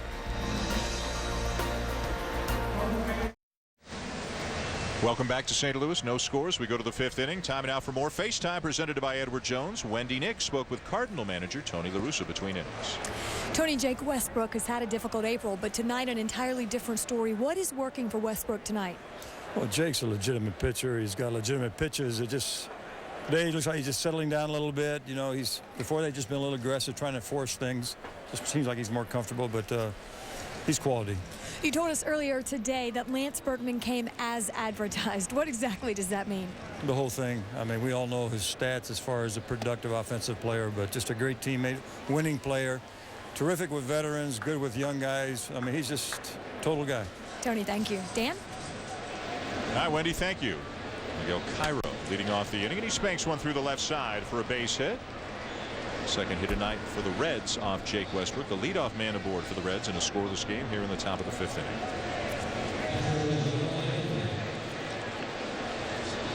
Cairo filling in for Scott Rowland, as we mentioned, on the DL as of today. Also Juan Francisco, who was going to be the backup third baseman, the guy who was going to spell Rowland day games after night games and that sort of thing. He's on the DL. So Cairo, the super utility infielder, is now the everyday third baseman. Ryan Hannigan steps in.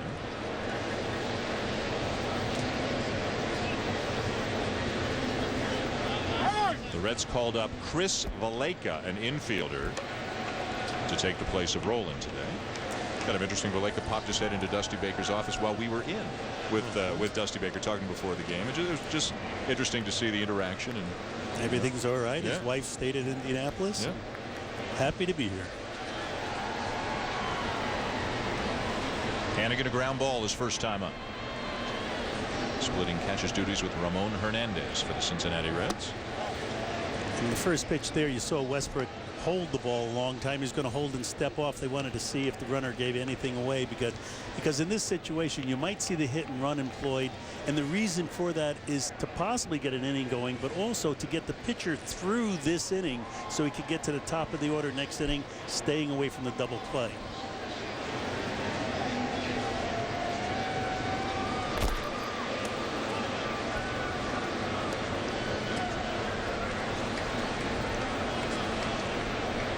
Everyone thinks something's on. They might have thrown over, taken something off, or taken it off and put it back on. Tony loves to pitch out, but he's not afraid to do it when his pitcher's behind in the count. Hannigan handles the bat well as far as contact. Only 2 strikeouts and 38 at bats.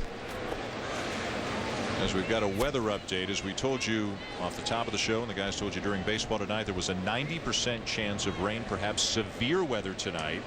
So far, nothing, but stadium operations is telling our folks down to the truck that light rain is probably going to begin in about 20 minutes, and the real heavy stuff's coming in about an hour. So it looks like they have only dodged a bullet temporarily here in St. Louis, an area that has just been ravaged by bad weather over the last couple of days. It's supposed to rain hard all through tomorrow.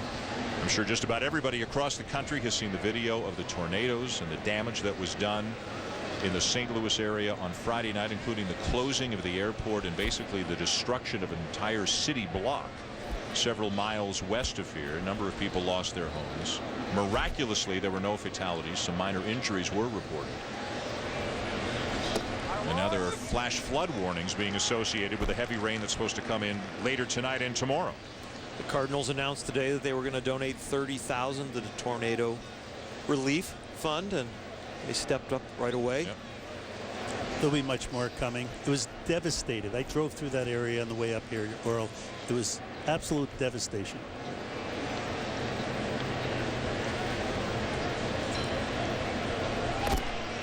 Well, 2-1. Nobody out. Cairo, you think he's running? Hit and run here? Yep. Yep. So does Tony. So does the pitcher. Sinker down and in works. Pitch away, could be first and third, at least advance the runner. Not going. And it's 3-1. Wow.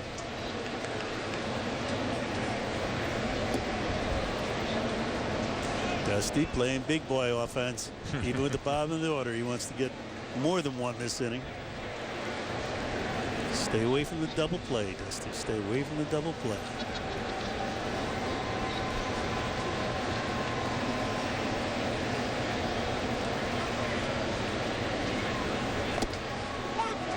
Now what? 3-2. Got to send him now? Or if you don't send him 2-1, you may not send him 3-2. No, I think you send him now. This is, as Earl said, a contact hitter, a contact pitcher. The ball's sinking. It's going to be on the ground. I thought it was a great take by Hannigan, just to get to 3-2. Either the walk or get to a count where we're going to start the runner.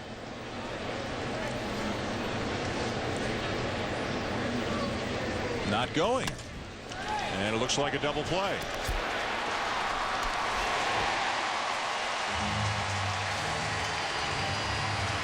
You know, that might have even been in the right field, depending on who's covering. Yep. You know the ground ball's coming. You know there's contact. Guess maybe he wants the pitcher to lead off next inning. Dusty always has a plan. Well, that was real interesting because Hannigan handles the bat well. And you get the ground ball from a pitcher that gets the most ground balls in the big leagues over the last couple years. So it was very conservative on Dusty's part to not start the runner, but maybe he did, and the runner balked. Just flinched on him and didn't go. Dusty with a bit of a pained expression on his face right now after that double play ball. They haven't had many opportunities against Westbrook tonight. Giannis the batter.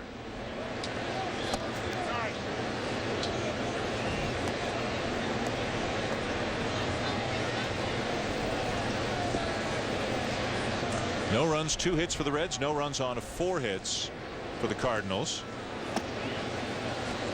Speaking to Chris Spire before the game, the Cincinnati outstanding infield instructor and ex-San Francisco Giant infielder, he says that Giannis has great hands, great ability to play the infield. Just missed. Here's Chris. Talk about an arm. He would throw the ball over to first base every time as hard as he could, and he'd light up the gun. We're talking about you, Chris. Doesn't seem to want that right now, does he?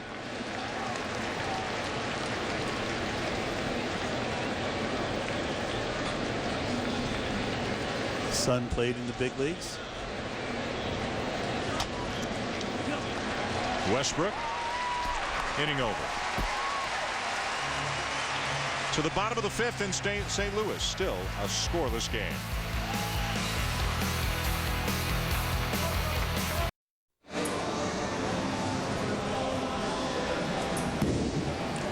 Welcome back to Sunday Night Baseball, presented by Taco Bell. Beautiful Busch Stadium here in St. Louis. Dan Schulman, Bobby Valentine, Oral Hershiser. Oral, if you went and visited the How Fast Is Your Fastball booth right now, you get to take your, you get to take your jacket off. Yeah. Right now, honestly. 74. That's pretty maybe. good. How old are you now? 52. Maybe break 70. That's pretty good. That is pretty good. I'm guessing though. I have no idea. With sink still, right? I mean, it's still moving. Well, right? It would sink because it would start to sink before it got to that tarp. Because of gravity. Lack of velocity. Yeah. 74. That's not I bad. don't know. I'm just guessing. Well, get I going. topped out at 94, and maybe I'll lose a mile a year. I'm 52. He'd find a way to get you out. Dan, Yeah, he could find find a a way. Well, it'd be easy to find a way to get Dan out. No, he'd mix it Do up. this. You know, he'd I don't knock know. you down. I He'd might throw have it to- down. He'd bulldog it out. You might figure something You'd out. figure something out. Yeah. I wouldn't scratch it or make it slick. Have you ever cut it loose in the last few years for any reason with your son or anything like that? Or? Play catch with my son Jordan, who's a senior at USC, pitcher coming back from shoulder surgery. But yeah, he's, you know, it's fun to play catch. But I tell you what, what's in your mind and should happen doesn't happen anymore. The mind is willing. Yeah, the body is weak. Punto with a ground ball to first. Votto unassisted, 1 down.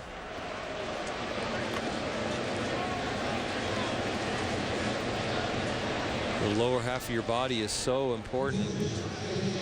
Volquez kind of tweaked something in his knee here a couple pitches ago.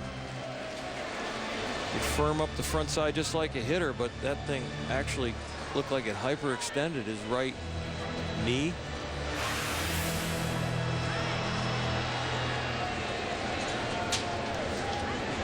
The 5th inning, a chance of winning a game. I don't think he's coming out, even if he did tweak a little something. Pitcher against pitcher. Here's Westbrook.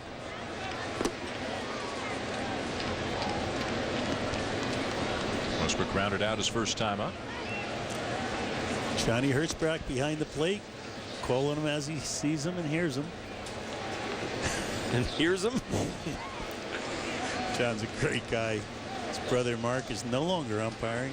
Had a hip surgery.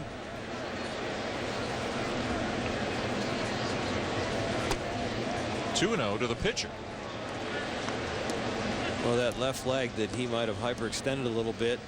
It's kind of gets in your mind when you go down to land on that front leg to drive the ball towards home plate. Is it going to support me? Am I going to tweak it again? And you have the pitcher up there, and you can kind of rest a little bit, just kind of think about yourself and your mechanics.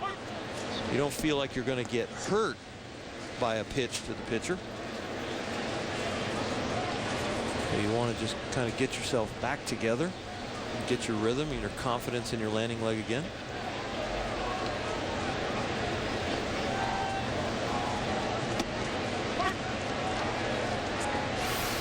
From earlier this inning, you see in the super slow-mo, he goes up, the top of his leg kick starts coming down, leads with that front hip. Now watch the front leg. That was the leg that kind of hyperextended. It kind of tweaks it, goes actually backwards. You always want to firm up that front side, but not to the point where your knee actually goes backwards. It kind of hyperextends. He has not walked a batter tonight. He has been on his game. 16 swing and misses tonight. His career high is 22. That happened all the way back on September 3rd, 2008 versus Pittsburgh. He also came into this game having walked more batters per 9 innings than any other pitcher in the major leagues this year, and he hasn't walked anybody tonight. 3-2 now, again on the pitcher, in danger of his first walk of the night. Well, knowing that that leg has given way on you once, it slows your rhythm down, and that high and away fastball, or up fastball right there, was just strictly on poor timing. The delivery was fine. It's just the timing of the landing and with the arm coming through. Pretty good at bat here for Westbrook. Fouling off some pitches, making Jose Oquendo work. Yep, got it there. Just got it there. Nice of him to throw the ball to a kid wearing a Cincinnati sweatshirt.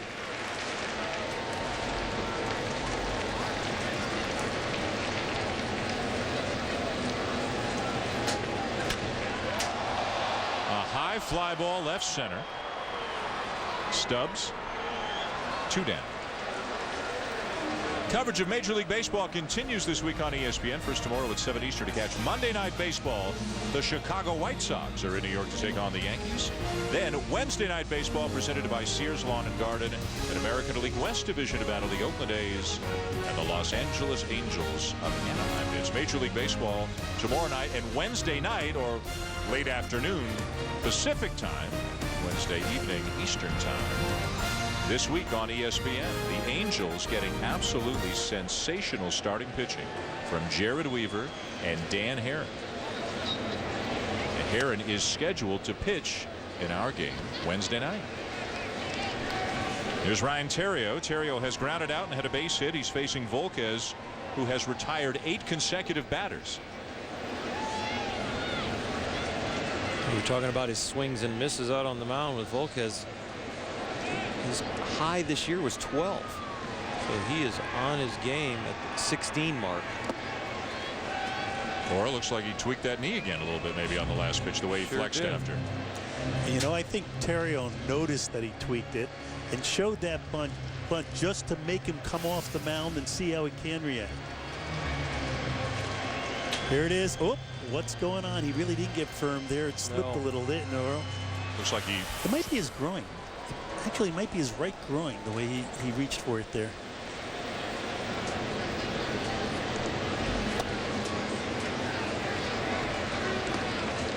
And you're saying, Earl, tough to go about your business normally when you know you might be on the verge of really doing some damage, right? I'll tell you what, if you're going to have leg problems, you want the back leg to be the problem because you can just brace yourself. But the landing leg takes about 6 times your body weight going down that hill into that leg. That is the strongest leg on pitchers, is the landing leg. Usually on a pitcher, if you got to look at them in a pair of shorts, you could see the girth in the landing leg compared to the back leg because it takes the bulk of all the work when you're coming down the hill. Nolan Ryan had tree trunks for legs, but his left leg was definitely bigger than his right. 3-1. And there's the first walk given up tonight by Volquez.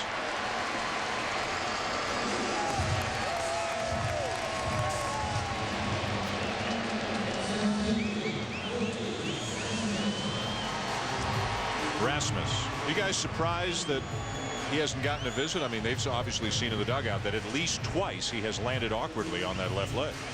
Yeah, I think they're waiting for him to come on in to the dugout to check it. If anything happens here, Brian Price will be out to that mound to check him. He wants to get through the 5th for sure, though. Albert Pujols waiting on deck if Rasmus can accomplish anything.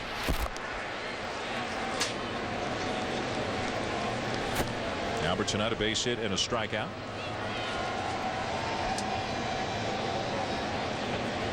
Rasmus has struck out twice.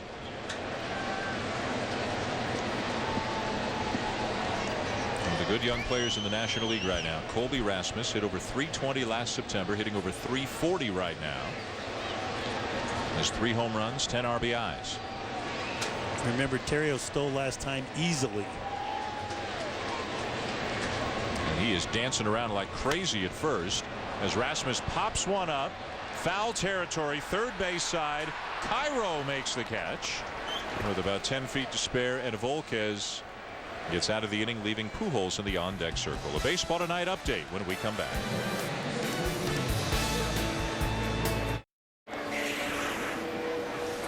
Welcome back to our Sunday Night Baseball telecast. I'm Carl Ravitz, John Kruk, Barry Larkin. Zeros on the board, a pitcher's duel. Edinson Volquez set to lead off. We'll see how his leg is. in the top of the 6th inning. We're also going to see the Philadelphia Phillies next Sunday night, although likely not going to see Roy Halladay since he pitched today.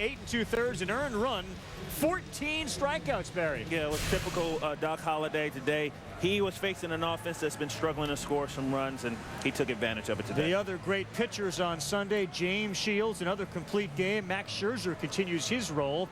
And we'd like to hear from John Kruk, but he's busy eating. What? Randy Wolf. His last start, he dominated the Phillies and Roy Halladay, and he does it again today. Randy Wolf, familiar with Philly cheesesteaks, but here, Bobby and Oral and Dan challenged you to chow down, and you're doing it. You ask and you get. You ask and John receives. That's right. How do you get that job? I don't know if challenged is the word I would use. I think we all had full confidence in John to get the job done. How are Looks they good. And the rain has started.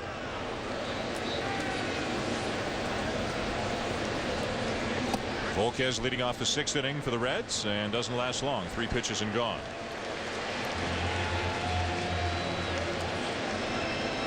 Some of the big series coming up this week in the majors. For the second time in as many weeks, it'll be the Royals and Indians, the top 2 teams in the American League Central right now. The A's are at the Angels. We told you that's the Wednesday night game here on ESPN.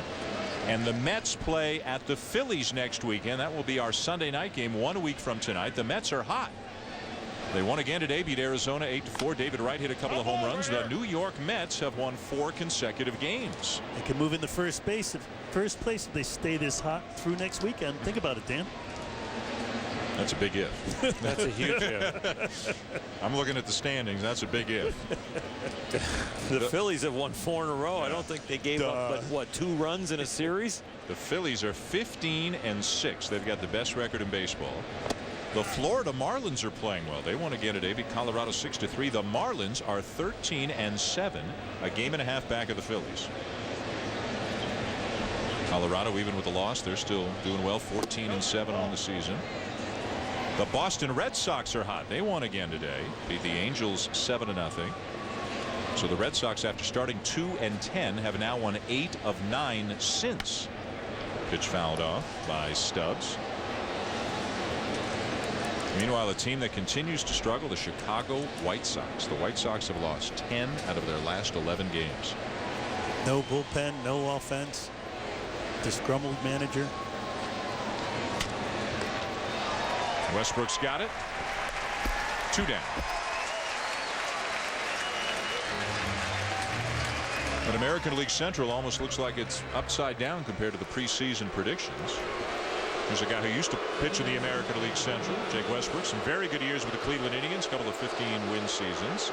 He has not lasted 6 innings in any of his starts. The only pitcher in the National League to go 4 or more starts without going 6 innings. He is an out away from doing that if he can get the much maligned Brandon Phillips,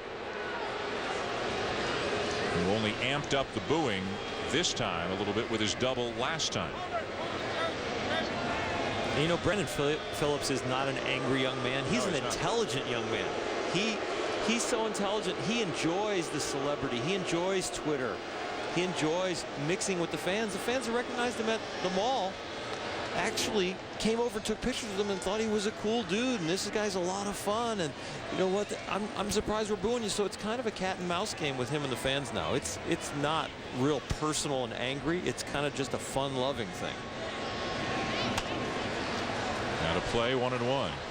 He does love to tweet, as he talked about in our pregame interview with Buster Olney.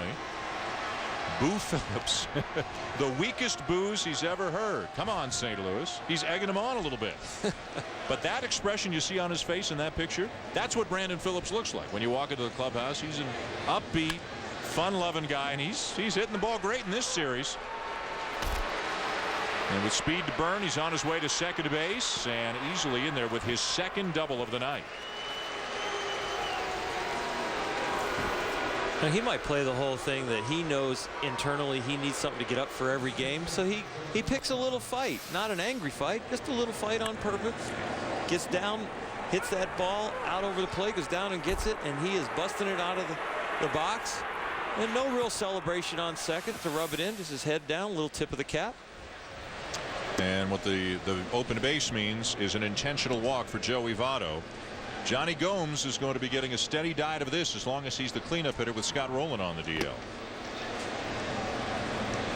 And once again, if it was Scott Rowland there, it'd be the same situation. Yep.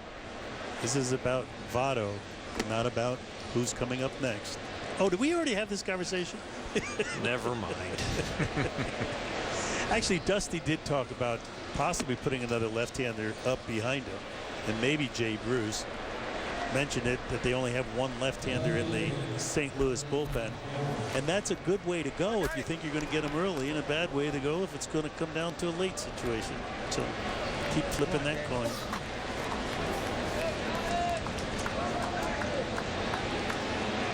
So 2 on with 2 out for Johnny Gomes. A walk and a fly out so far tonight. Just 4 for 21 this year with the runners in scoring position after being one of the very best hitters in the National League a year ago, but obviously a very small sample size this year. It's very early. And Gomes is a dangerous hitter. 6 home runs, 15 RBIs already on the season. As he takes a well-located pitch over the outside corner with the knees. 0-1. We have some activity now in the St. Louis pen with right-hander Fernando Salas getting up. Westbrook, you can see the pitch count still pretty low, but he's in a bit of a jam here with 2 outs as he misses down and away. He's been very successful tonight with that fastball away to righties where it looks like it's in the left-handed batter's box and comes back and catches the corner. And then as he gets deeper into the count, he throws a sinking fastball that looks like it's down the middle and then runs it in on their hands.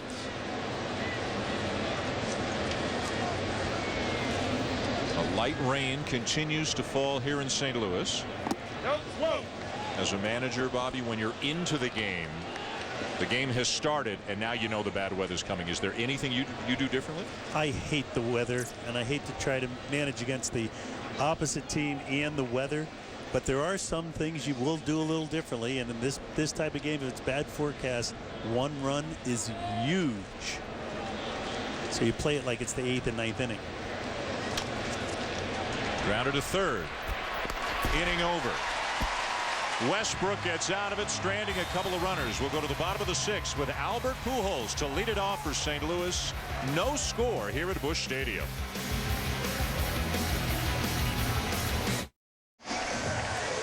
No score, bottom of the 6th here in St. Louis as the raindrops continue to fall. Let's take a look now at our pro tips brought to you by Cabot Wood Stains. 2 ways to pitch. Give them what they're expecting and put in a tough place to hit, or give them what they're expecting and go the opposite way and fake them out. Albert Pujols was told by Volquez, I'm going to try and get you out with my fastball. But I get backed into a count where I shouldn't really have to throw my off-speed pitch, but I do. I throw back-to-back changeups after a whole bunch of fastballs. Even though I was in a hole, I'm going to go to my out pitch. Pujols has had a lot of success in limited at-bats, as you can see, against Volquez. As we check out live K-Zone again for Pujols' 3rd at-bat. No score in this game, bottom of the 6th inning. And a breaking ball for a strike.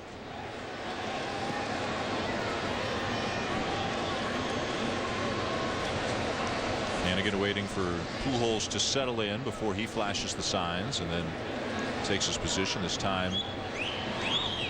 Kind of decoying Orel to the inside and then sliding to the outside. Albert's first at bat, 2 fastballs away. He got a base hit to right field. The next at bat, all fastballs, possibly away, made a mistake in and then got him out with a 2-2 and 3-2 changeup. Here, 2 breaking balls right away. The great hitters, you have to unload the whole holster. 2-1. Other hitters around the league, you'll go strength against strength, and if you're getting them out, you'll just stay there until they prove they can hit you. But you're in a 0-0 game with Albert Pujols up, you're going to throw everything in the kitchen sink to get him out. You're going to keep him mixed up, and you're going to try to continue to execute. Exactly, Earl. And earlier in the show, you know, we mentioned about Joey Votto and Albert Pujols, MVP against MVP. This is great Dominican pitcher against the great Dominican hitter. So bragging rights are on the line every at-bat. A pop-up. Volquez wants it, but Votto will come get it for the out. Sounded like a broken bat on a pitch up and in, right in on the hands of Pujols. You know Albert can hit everything. But what you hope as a pitcher is that he will go outside the strike zone and get himself out, and that's what Albert does right here. It's not a real good pitch by Volquez. This is an up and in, and I think it's actually a changeup, not a fastball, but it just gets in on the hands of Albert and just shatters that bat. You like him to die a hero. When you break a good bat, you want it to be on a base hit.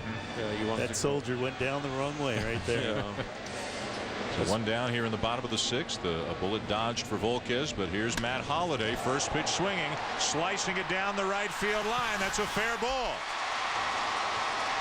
Holliday digging for second and in there in a slide.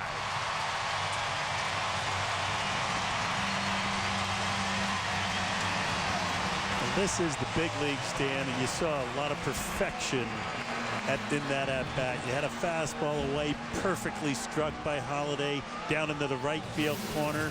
Here it is as he swings and drives it low and away down into the right field corner. And then you see Bruce fielding this ball one hop off the wall with his bare hand and making a very good throw to second base. This is major leagues at its finest. He's in at second, but you know the defense did everything it could to keep him off of second and try to throw him out. And now an intentional walk coming to Lance Berkman. They didn't seem to mind it when their guys did it to Votto, but they don't like it when the Reds do it to Berkman. But again, it's the percentage move. You've got a rookie and Daniel Descalso on deck getting a start at third base tonight. This is just the play to make. You gain 130 points in batting average if you're the defense. Go from a guy who's National League Player of the Week to a rookie.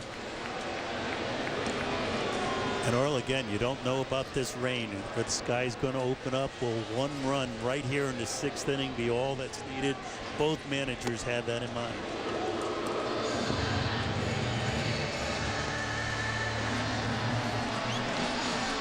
ESPN Sunday Night Baseball, presented by Taco Bell, is brought to you by Lowe's. Lowe's, let's build something together. And by Verizon. Power your business with Verizon to 4G LTE, the fastest, most advanced 4G network in America. Sunday Night Baseball from Busch Stadium in St. Louis, and a threat for the Cardinals. Runners at first and second with one out in the bottom of the sixth. Here's Descalso, 24-year-old rookie infielder from Redwood City, California. A third-round pick in 2007. Was up briefly late in the season for the Cardinals a year ago. Got 34 at-bats. He's 0 for 2 with a couple of strikeouts here tonight. David Freese getting the night off at third base for St. Louis. Descalso in his place. And he'll take the changeup outside for ball one. Activity now with the Reds. Pen right-hander Nick Massett and left-hander Bill Bray. Dusty Baker in particular pointed out before the game and said how well he's throwing the ball so far this season. They've got Bray and another left-hander, of course, Aroldis Chapman.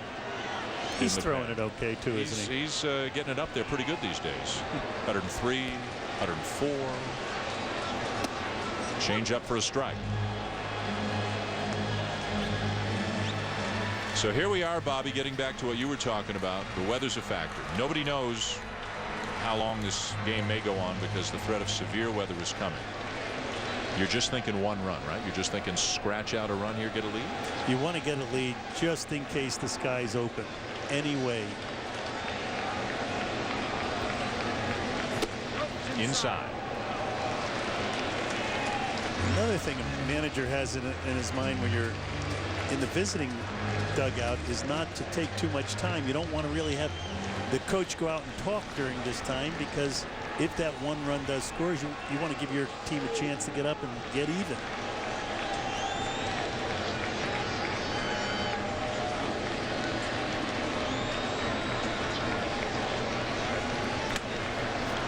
Jams them, and a pop-up in foul territory for Votto. 2 down. Descalso retired. Now Yadier Molina coming to the plate. Well, I really like that situation with Volquez and Hannigan, the catcher. There was a little shake-off. Hannigan insisted on the ball being inside. He executed the pitch inside, jammed the hitter, and right afterwards, Volquez was pointing at his catcher saying, hey, that's a good play. Nice way to keep me focused and making me make the right pitch at the right time.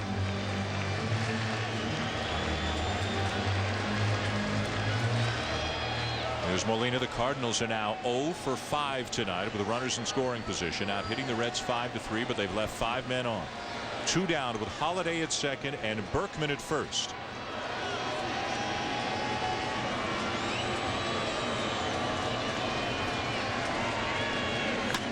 First pitch swinging, a drive, deep left center field. Gone!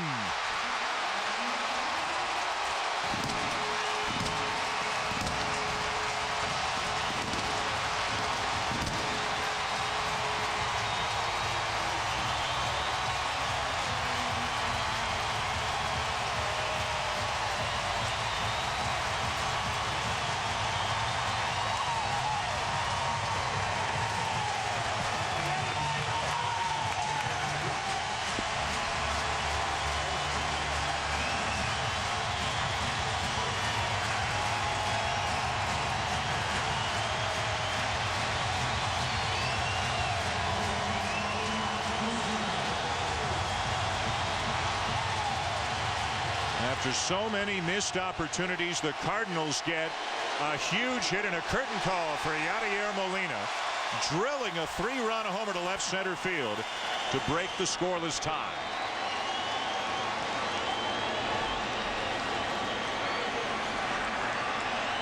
Three to nothing Cardinals. Nick Punto is the batter.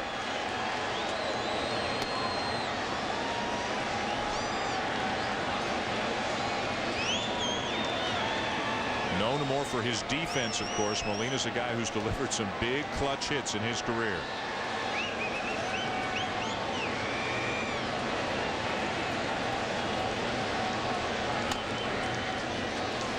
The St. Louis fans took a risk today to come to the ballpark. It was raining a lot of places they were coming from, but when they got here, there was no rain. They took a risk and stayed here and rooted on the Cardinals. The rain started and they stayed. And now they got a 3-run lead and a stand-to-man bobblehead. 15,000 of them. Pretty good night. With the rain expected to get heavier soon. There's the 1-1.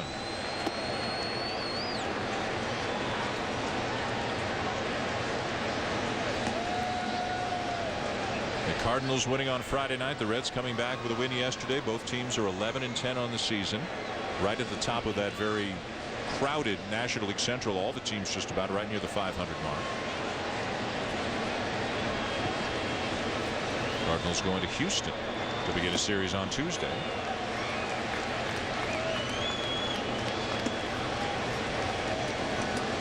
Crowd still buzzing after that Molina home run. A 2-out 3-run homer on the first pitch that he got from Volquez.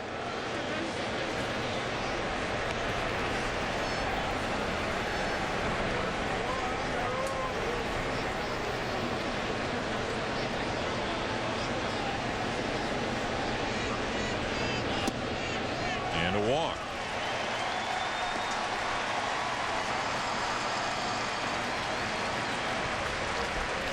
Mason Volquez has been getting the fastball and the changeup down. Molina never let him get a chance to get to the changeup. He jumped on the first pitch he saw, a fastball low and in, right in his sweet spot there, Bobby. Yeah, he put a good swing on it. It looked like he was looking for the fastball down. Not a well-executed pitch. He knows he wanted it away. Left it a little on the inside third. Lack of concentration. 3 runs later and a shower. Going to have a pitching change here because now you'd want to come up, but we'll make the pitching change. Dusty Baker to the mound. Volquez, after getting in and out of trouble on a few occasions tonight, just could not get that critical 3rd out in the 6th inning. He and Hannigan and Baker talk it over on the mound. Nick Massa, the right-hander, is going to be coming in from the bullpen for the Reds. St. Louis has taken the lead on the home run by Molina. 3-0 Cardinals. In the bottom of the 6th inning as the rain continues to fall here at Busch Stadium. A look at the swing that has changed this game. Molina goes deep. Jubilation for the Cardinals. Frustration for the Reds.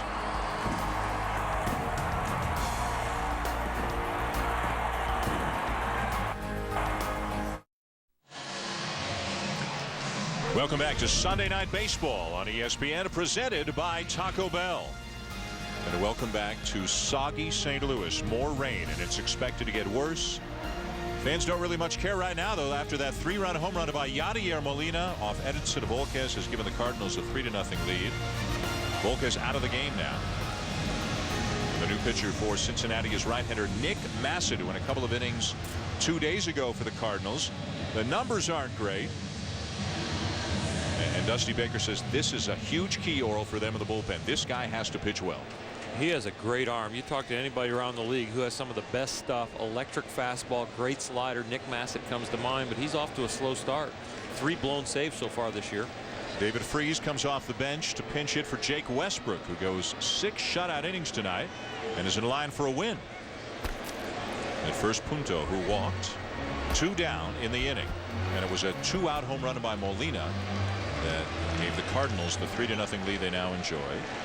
Freese off to a great start, hitting .348. A couple of homers, 11 RBIs. He's the regular third baseman for the Cardinals.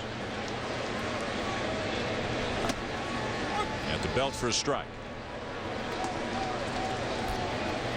You can see why he would blow some saves throwing that 94 right down the middle there. He had a couple good innings on Friday. He's a confident young man, but he's more confident when he's on a roll, and I say that he's not the fighter that you sometimes want to see coming out of the bullpen with a big, huge ego. Big curveball for a strike. He really builds his confidence each individual outing, right from the first pitch, where some guys come in and they could get off to a little rocky start and fight through it, and Nick has a tendency to kind of feel the outing the way it's going and can't really stop the bleeding sometimes. Success does build confidence, though. Yep.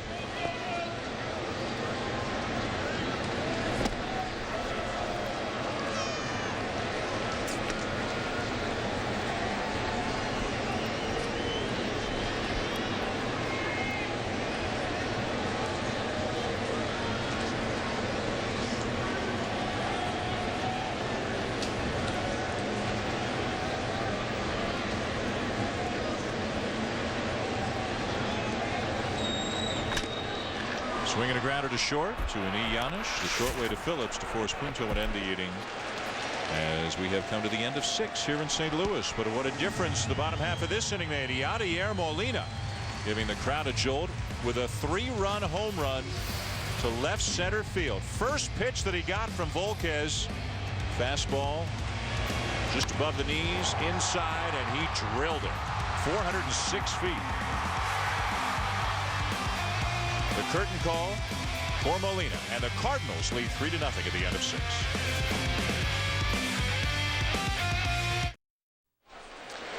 Back in St. Louis, top of the 7th inning, 3-0 Cardinals under a light but steady rain here in St. Louis that is expected to get a little more serious over the next little while. See if they can get this one in before it gets too heavy.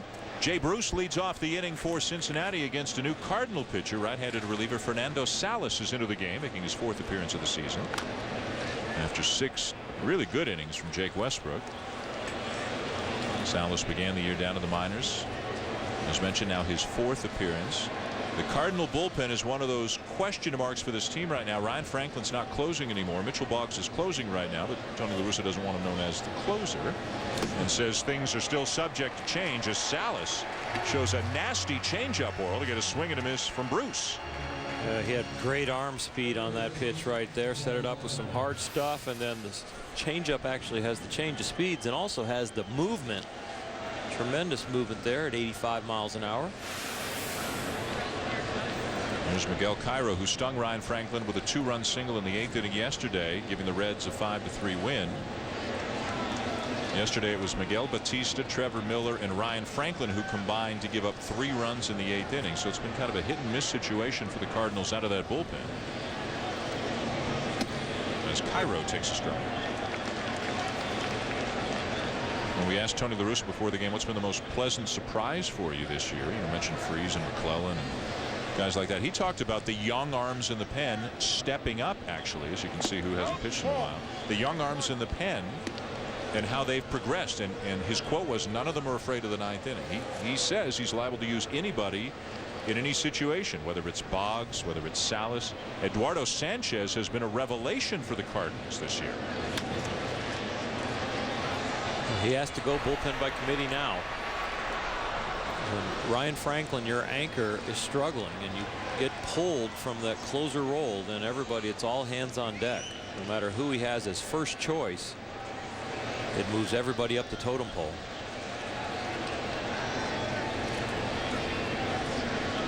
Now, of course, the reason that the roles are up in the air right now is that there have been some failures out of that bullpen. They've blown some saves. Ryan Franklin in particular has not had a good start to the season. He heard some booing here in St. Louis as Salas freezes Cairo over the outside corner for the second out.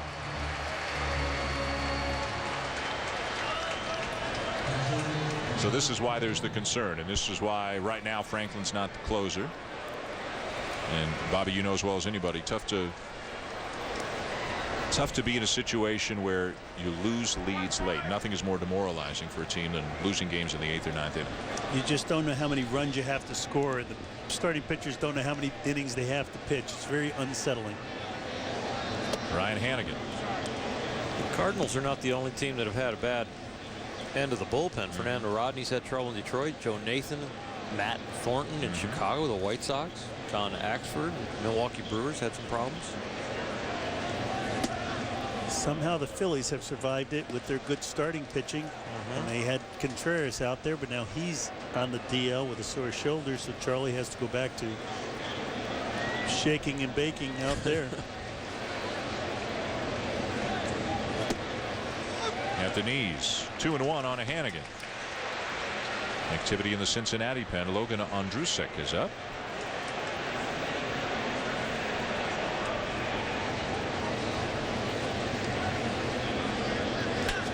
Ripped down the left field line, but a foul. Hannigan out in front, 2-2.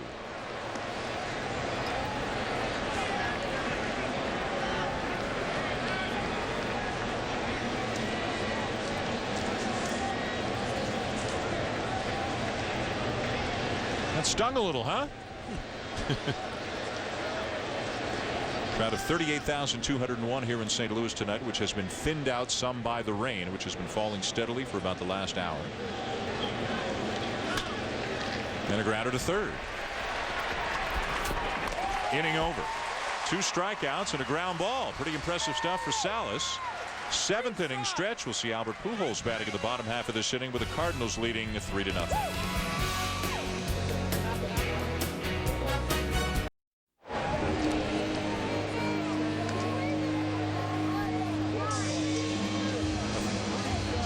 Family full of Cardinal fans enjoying the holiday weekend here at the ballpark. The rain not bugging those young guys one bit. Cardinals 3, Reds nothing as they finish up singing "Take Me Out to the Ball Game" during the 7th inning stretch here in the rain at Busch Stadium. Sunday Night Baseball on ESPN. Here it comes.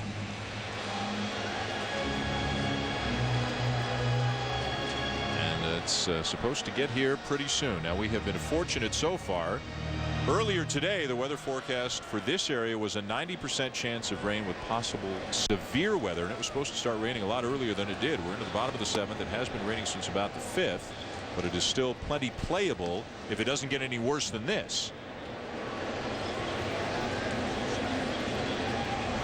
Top of the order for the Cardinals in the bottom of the 7th. Shortstop Ryan Theriot, 1 for 2 with a walk. World fields today are built so perfectly. They drain so well.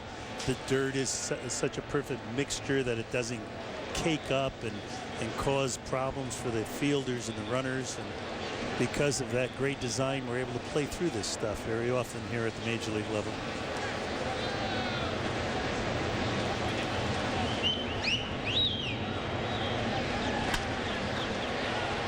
Grounder to short. And a nice dig at first by Votto for the out. So overlooked at first baseman's defensive ability.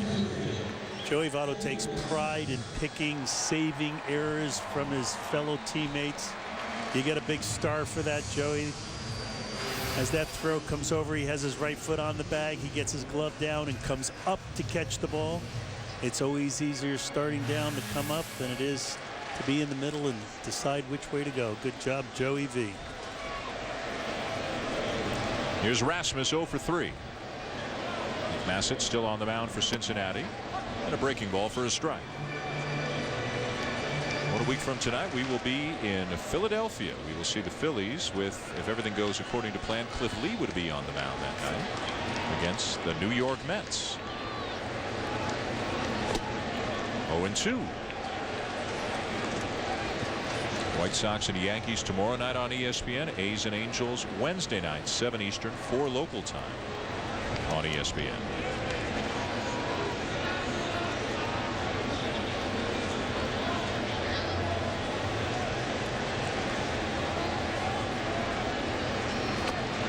Down and in with the curveball. Of course, all kinds of NBA action coming your way on the ESPN family of networks. More games Friday night, and again on ABC Sunday afternoon. Here 3-0 Cardinals, bottom of the 7th on a Yadier Molina 2-out 3-run homer in the bottom of the 6th. Rasmus strikes out for the 3rd time tonight. Dan, you know, we always talk about balance when we talk about a swing and we talk about a fielding position. We know that a pyramid's the most balanced structure known to man. Here Albert keeps his head over his belly button, and he keeps his hips between his knees between his feet, and he's balanced throughout this entire swing. It's a wonderfully executed swing. His foot's off the ground when he makes contact. His back foot, that is.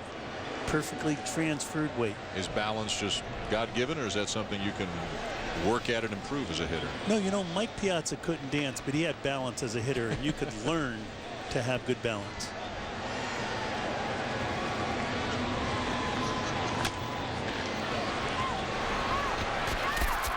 High throw, and Votto comes down on the bag to record the out on Pujols. Pujols limping a little bit as he makes his way back to the first base dugout. We'll keep an eye on that during the break and see what he is like as we go to the top half of the 8th inning. Votto has made some terrific defensive plays tonight. Cardinals are gone in the 7th.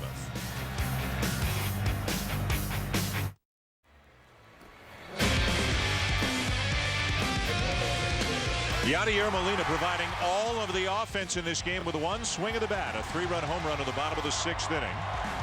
The Cardinals lead 3-0 as we go to the 8th, as we take a look now at our game track, brought to you by USAA. A terrific performance by Jake Westbrook, who came in with an ERA of almost 10. Edinson Volquez survived the 1st inning, which had been his big problem, but then gave up the home run with 2 outs in the 6th inning. And some changes now for the St. Louis Cardinals. As we go to the 8th inning, we saw Albert Pujols limping up the first baseline after hitting that ground ball. And Pujols is done. He is not going to come out for the 8th inning. So Tony La Russa has brought Lance Berkman from right field into first base. He's going to switch gloves right now. He comes into first base. John Jay will come to the outfield for the Cardinals. And the new pitcher here in the 8th inning is a guy who has done a terrific job so far this year for St. Louis, right-hander Eduardo Sanchez. Sanchez goes into the 3 spot in the lineup. John Jay into the 9th spot. Just 4 appearances for Sanchez, but look at the success that he's had. He's become a real factor, Bobby, suddenly in meaningful situations for the Cardinals out of the pen. He has balls that move all over the place, or a real confident, cocky pitcher. A lot of guys get upset because every out that he gets, he'll gesture to the hitter. He's kind of an entertainer, and I like it for the game. It doesn't really offend me. I never was really a hitter. Had to make my money that way, so maybe it would. But, you know, it's kind of good for the game. Just 22 years of age, Sanchez. Pop-up back out of play. You know, Danny throws mostly 2-seamers, and he's got a cutter and a hard slurve and a changeup. So he's got a repertoire that would fit a starter. But right now, coming out of the pen as a young guy, gaining some experience. And it's a big need for the Cardinals right now for these young guys to do well. He's from Venezuela. Was signed by the Cardinals in the winter of '05, began his pro career in 2006, so he has paid his dues 5 years in the minor leagues before making his major league debut this season. Got it. Wow. 96, letter high, 1 down.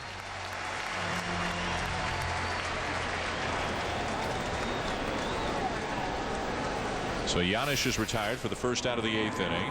This is again Pujols with the chopper, and right about there you can see something gave, something grabbed, and he pretty much shut it down. This is one of the concerns that people have of Albert. Thick body, great athlete, but will he break down? Will those legs break down? Will that hip, get so stiff that he doesn't turn on balls the way he is right now? I think he'll be fine. Chris Heisey comes up as a pinch hitter. But you have to be concerned about 7, 8, 9, 10 years out, how those legs are going to hold up. Short term, the Cardinals have an off day tomorrow. They don't play again until Tuesday night in Houston, so they've got almost 48 hours to see how Pujols is doing.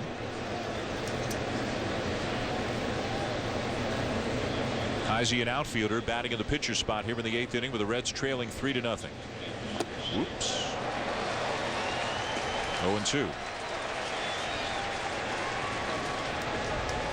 Meanwhile, in the Reds' pen, left-hander Aroldis Chapman, always a guy that everybody wants to see come into the game, except the guys who have to actually go up there and face him. But the fans and the broadcasters and the teammates, just a nice, easy 103.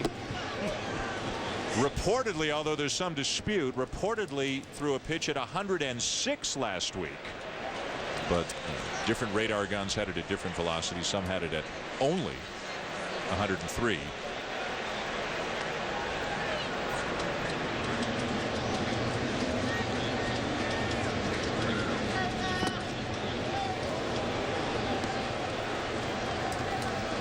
How can a hitter have any idea how to hit a ball that's coming in at 103 miles an hour? How do you have any time just for your brain to tell the rest of your body what to do? Well, Bobby, you had to try and hit it when you were playing. 2 down. Well, they say you have 0.4 of a second. If it's a 90-mile-an-hour fastball, this means you have about 10% less as it gets to 105. I think that's a lot of difference. You really have to start quick, and you have to be sure that it's not at your face. That's the major concern that most hitters have. Once he shows that he has the control, it might be a little easier to zoom in on him. And he has had pretty good control. Hasn't hit many batters in his career thus far. But also, he's got the slider, too. It's not like you can... you kind of have to sit on the fastball. That's the unfair part. Yeah. A big league hitter can time a bullet. After they get by the fact that I'm not going to be hit, and they know the pitcher has enough command, they can time a bullet and they can hit it. But the equalizer, or the unfair portion of the repertoire, is when the ball starts to break. Stubbs the batter. Center field. Inning over. What a job by Salas in the 7th and Sanchez in the 8th. Still 3-0 St. Louis.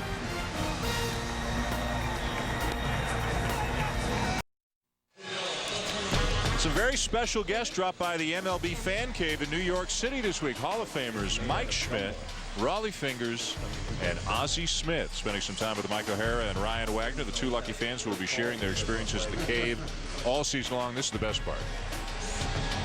Raleigh autographing the handlebar mustache on the wall. Check with them at MLBFancave.com. Meanwhile, bottom of the 8th inning here in St. Louis. The Cardinals lead the Reds 3-0, trying to take 2 out of 3 from their division rivals. And yep, Aroldis Chapman is going to be bringing the heat. Through as hard as 106 miles an hour, according to the scoreboard radar gun of the Great American Ballpark in Cincinnati. Has not given up an earned run this year. You can see 7 walks in 8 2/3. So, Oral, is that... that's even a little more unsettling for the hitter. He's throwing over 100, and you're not quite sure he knows where it's going all the time, right? As long as it's not at your head. But if he gets it close and he walks your ball 4, you're probably kind of glad to walk down there in one piece. Matt Holliday, the batter. 1 for 3, doubled and scored his last time up. Now, Chapman last week pitched 4 times in 5 days. And on that 4th appearance, his fastball was down to 92, 93. So they sat him down for a few days to get the fatigue out of his arm. He pitched yesterday, pitched fine. Back here, back-to-back days. A couple of fastballs at 98.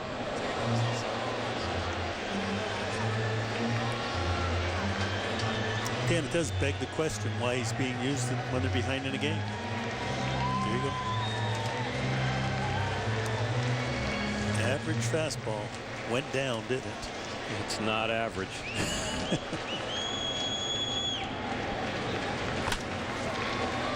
Grounded to short. And Holiday retired 1 down. One of the questions about Chapman, Orl, and I know this, you've taken an interest in this. What's the ultimate role that best suits a role this Chapman? Is it your best pitchers, you want them either to be starters or closers? Do you see him as either of those eventually? I think they're going to try him at both. We've got the bullpen situation right now, but we're going to find out if his body can take the 3-4 days in a row. Can his arm respond? Or does he need the 4 days off in between after throwing 100 to 120 pitches as a starter to get back on the mound and stay healthy for 10, 15, 20-year big league career? Exactly, Earl. It's about recovery right here, isn't it? It's not about role necessarily, because they can pitch him anywhere because he can get hitters out, but they'd like to know how he can recover. If it's a couple times, 3 times a week. Not messing around so far. Nothing but fastballs, and all of them at 98 or 99 miles an hour as he's out in front of Berkman 0-2. He has the slider and the changeup, so he has the repertoire already built in, and they are polished pitches. Out of the bullpen with the adrenaline. Down by 3. He's just going with the heat right now. Berkman fights it off down the right field line. Thinking 2. And in there with a double.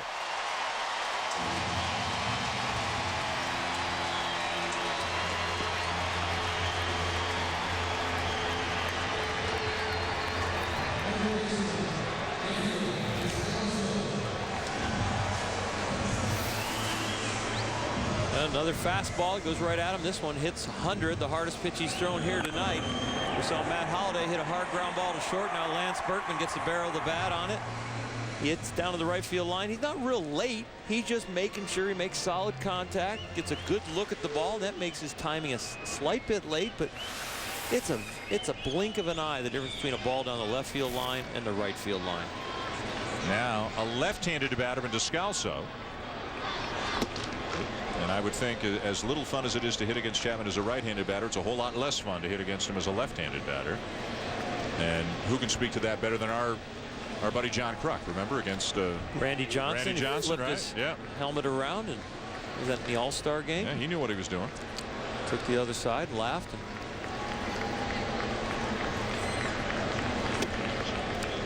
And Chapman's delivery is similar to Randy's, similar size, left-handed, obviously.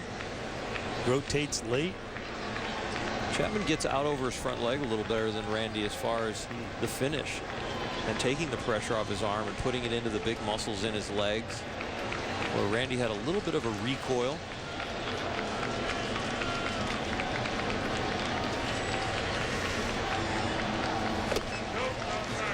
Outside, says John Hirschbeck. The count is 2-1.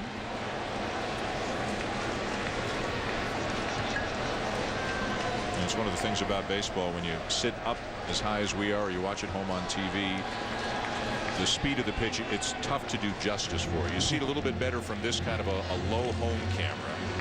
You get a closer to the view that the hitter gets, and how little time they have to make a decision.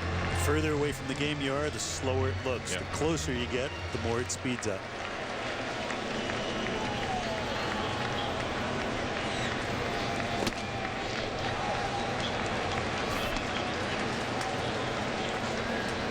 Rain continues to fall here in the bottom of the 8th inning. The Cardinals leading 3-0.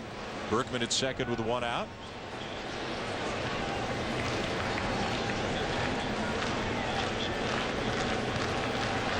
The winner takes 2 out of 3 and moves back into top spot of the National League Central.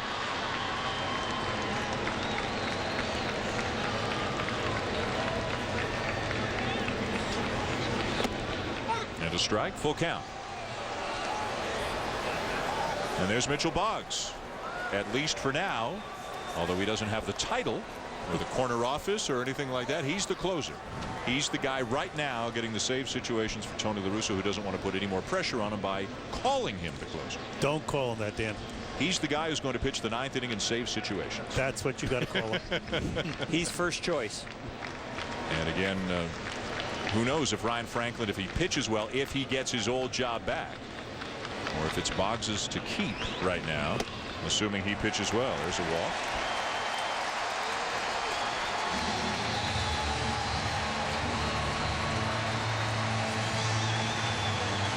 ESPN's Sunday Night Baseball is presented by Taco Bell. Think outside the bun. And in part by One A Day Men's, the official multivitamin of MLB, specially formulated for men. With Bobby Valentine and Oral Hershiser, Buster Olney, Wendy Nix down on the field, Carl Ravitch, John Kruk, Barry Larkin here with baseball tonight. I'm Dan Schulman. We're in the bottom of the 8th inning, and here's the guy responsible for all 3 runs tonight. A 3-run homer by Yadier Molina, his last time up. Let's see if he can time one of these Chapman fastballs. Woo. Big bounce off the backstop, and the runners both scramble back. And now John Hirschbeck is out to talk with Chapman. Has he just issued warnings? What was John Hirschbeck going out? And he pointed over to the first base dugout, but it didn't look like a formal warning sign to both sides. What do you interpret from this, Bobby? I think he hit a home run last time up, and he thought that pitch was thrown at him. It seemed that he was giving warnings to both dugouts. I can't imagine with 2 men on. But as we said, he has good control. Let's see what John does after this. Great carom.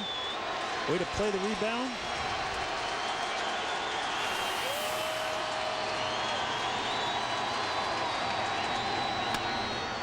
Ground ball to first. Votto to Giannis for 1. Back to first. Chapman there to cover as they turn the double play. We'll go to the 9th here at Busch Stadium. The Cardinals 3 outs away from victory. Back to the 9th inning here in St. Louis. Sunday Night Baseball on ESPN. A 3-0 lead for the Cardinals in the rubber match of this 3-game series.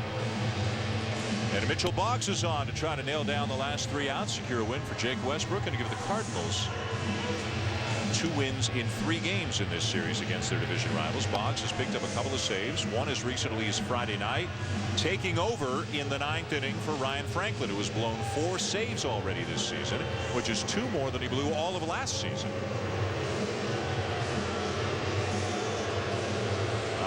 Must be Brandon Phillips.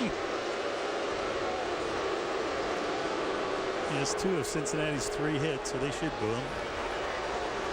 Both of them doubles. Hit a home run on Friday night. Has not had much success against Boggs. The word on Albert Pujols, by the way, some tightness in his left hamstring. That's why he was removed from the game. Some good arms in the St. Louis pen. We saw Salas mid-90s. We saw Sanchez mid-90s, a little more. Boggs mid-90s. They got some power arms, Oral. And if the youth can come through and mature quickly, that will allow this St. Louis team to go a lot further and a lot less frustration these late innings. They lost the game yesterday in the bullpen.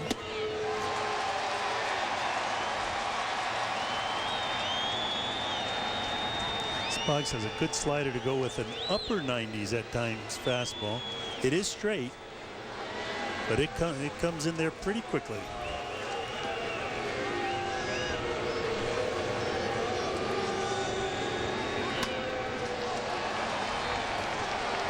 MLB.TV, baseball everywhere. Watch over 100 live out-of-market games per week online and on your favorite device. Visit MLB.TV for details. 1 ball, 2 strikes, the count on Phillips.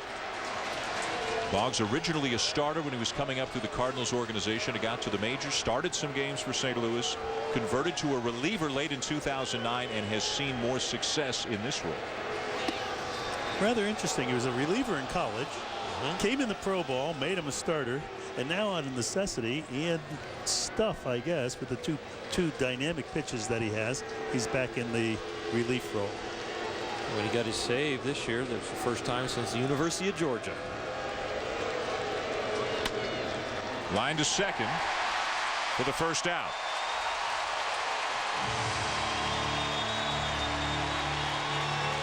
You know that because their nicknames, the Bulldogs, right?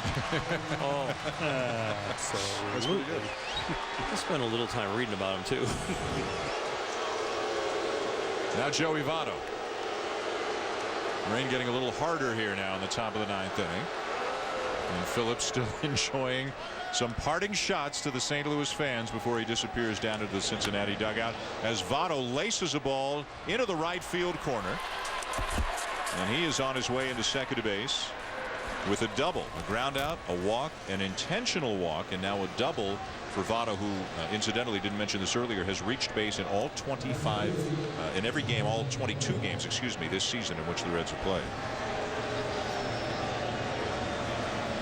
Well, it took the MVP from last year to break the 3 relievers of the Cardinals' stroke.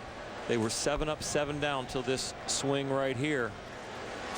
You see once again that bat lag is perfect. His firmness is perfect. He's off the ground with his back foot on contact and pulls it down the right field line. Johnny Gomes.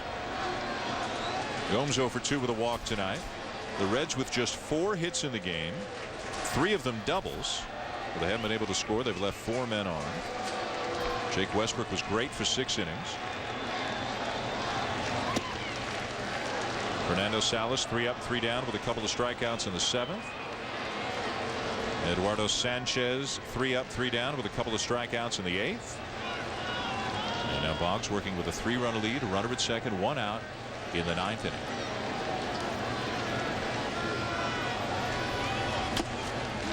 Ouch. When the game is done, we'll send you back to the studio. Time for Sports Center. Get you all caught up on all the NBA and NHL playoff action, as well as another busy and exciting day in Major League Baseball.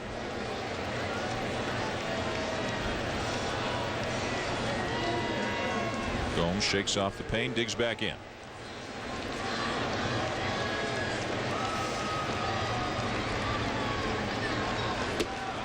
Three and 1. A walk brings the tying run to the plate. The Reds have not been shut out in a game this year. They are the highest scoring team in the National League entering tonight. Jay Bruce waiting on deck. They get a lot of guys with some power. At the knees, outside corner, 3 and 2. Johnny Gomes with a quick little step and a little hop step back into the batter's box. The Reds love to come back in games. They do it in the 9th inning regularly. Got him. 2 down.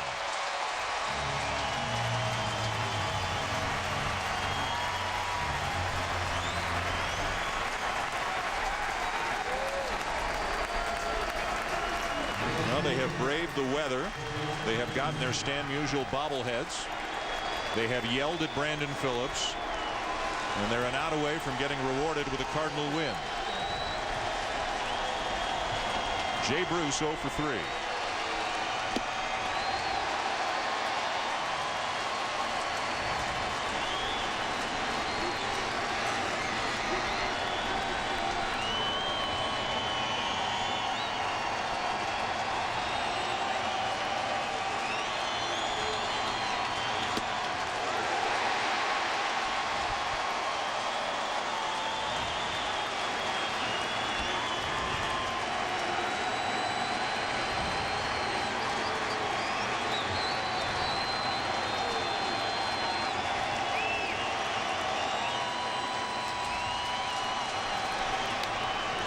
Bruce fights it off to stay alive.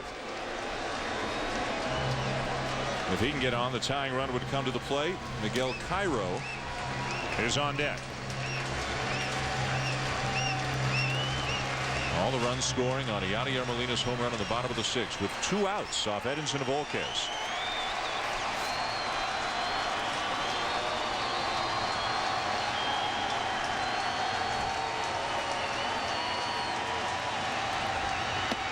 Got him.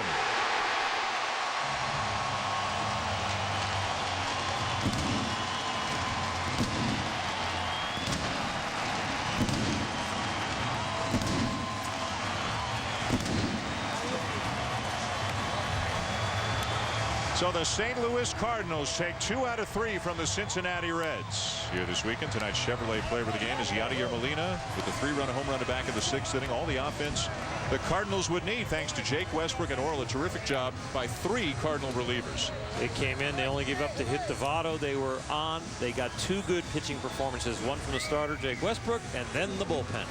And nothing like a little clutch hitting, too, Bobby, to really make it all worthwhile. Huh? After an intentional walk to Lance Berkman, Volquez thought he was out of the inning.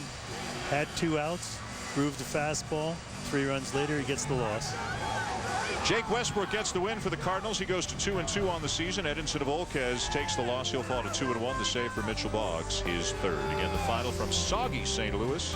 The Cardinals beat the Reds 3-0. Coming up next year on ESPN, stay tuned for SportsCenter.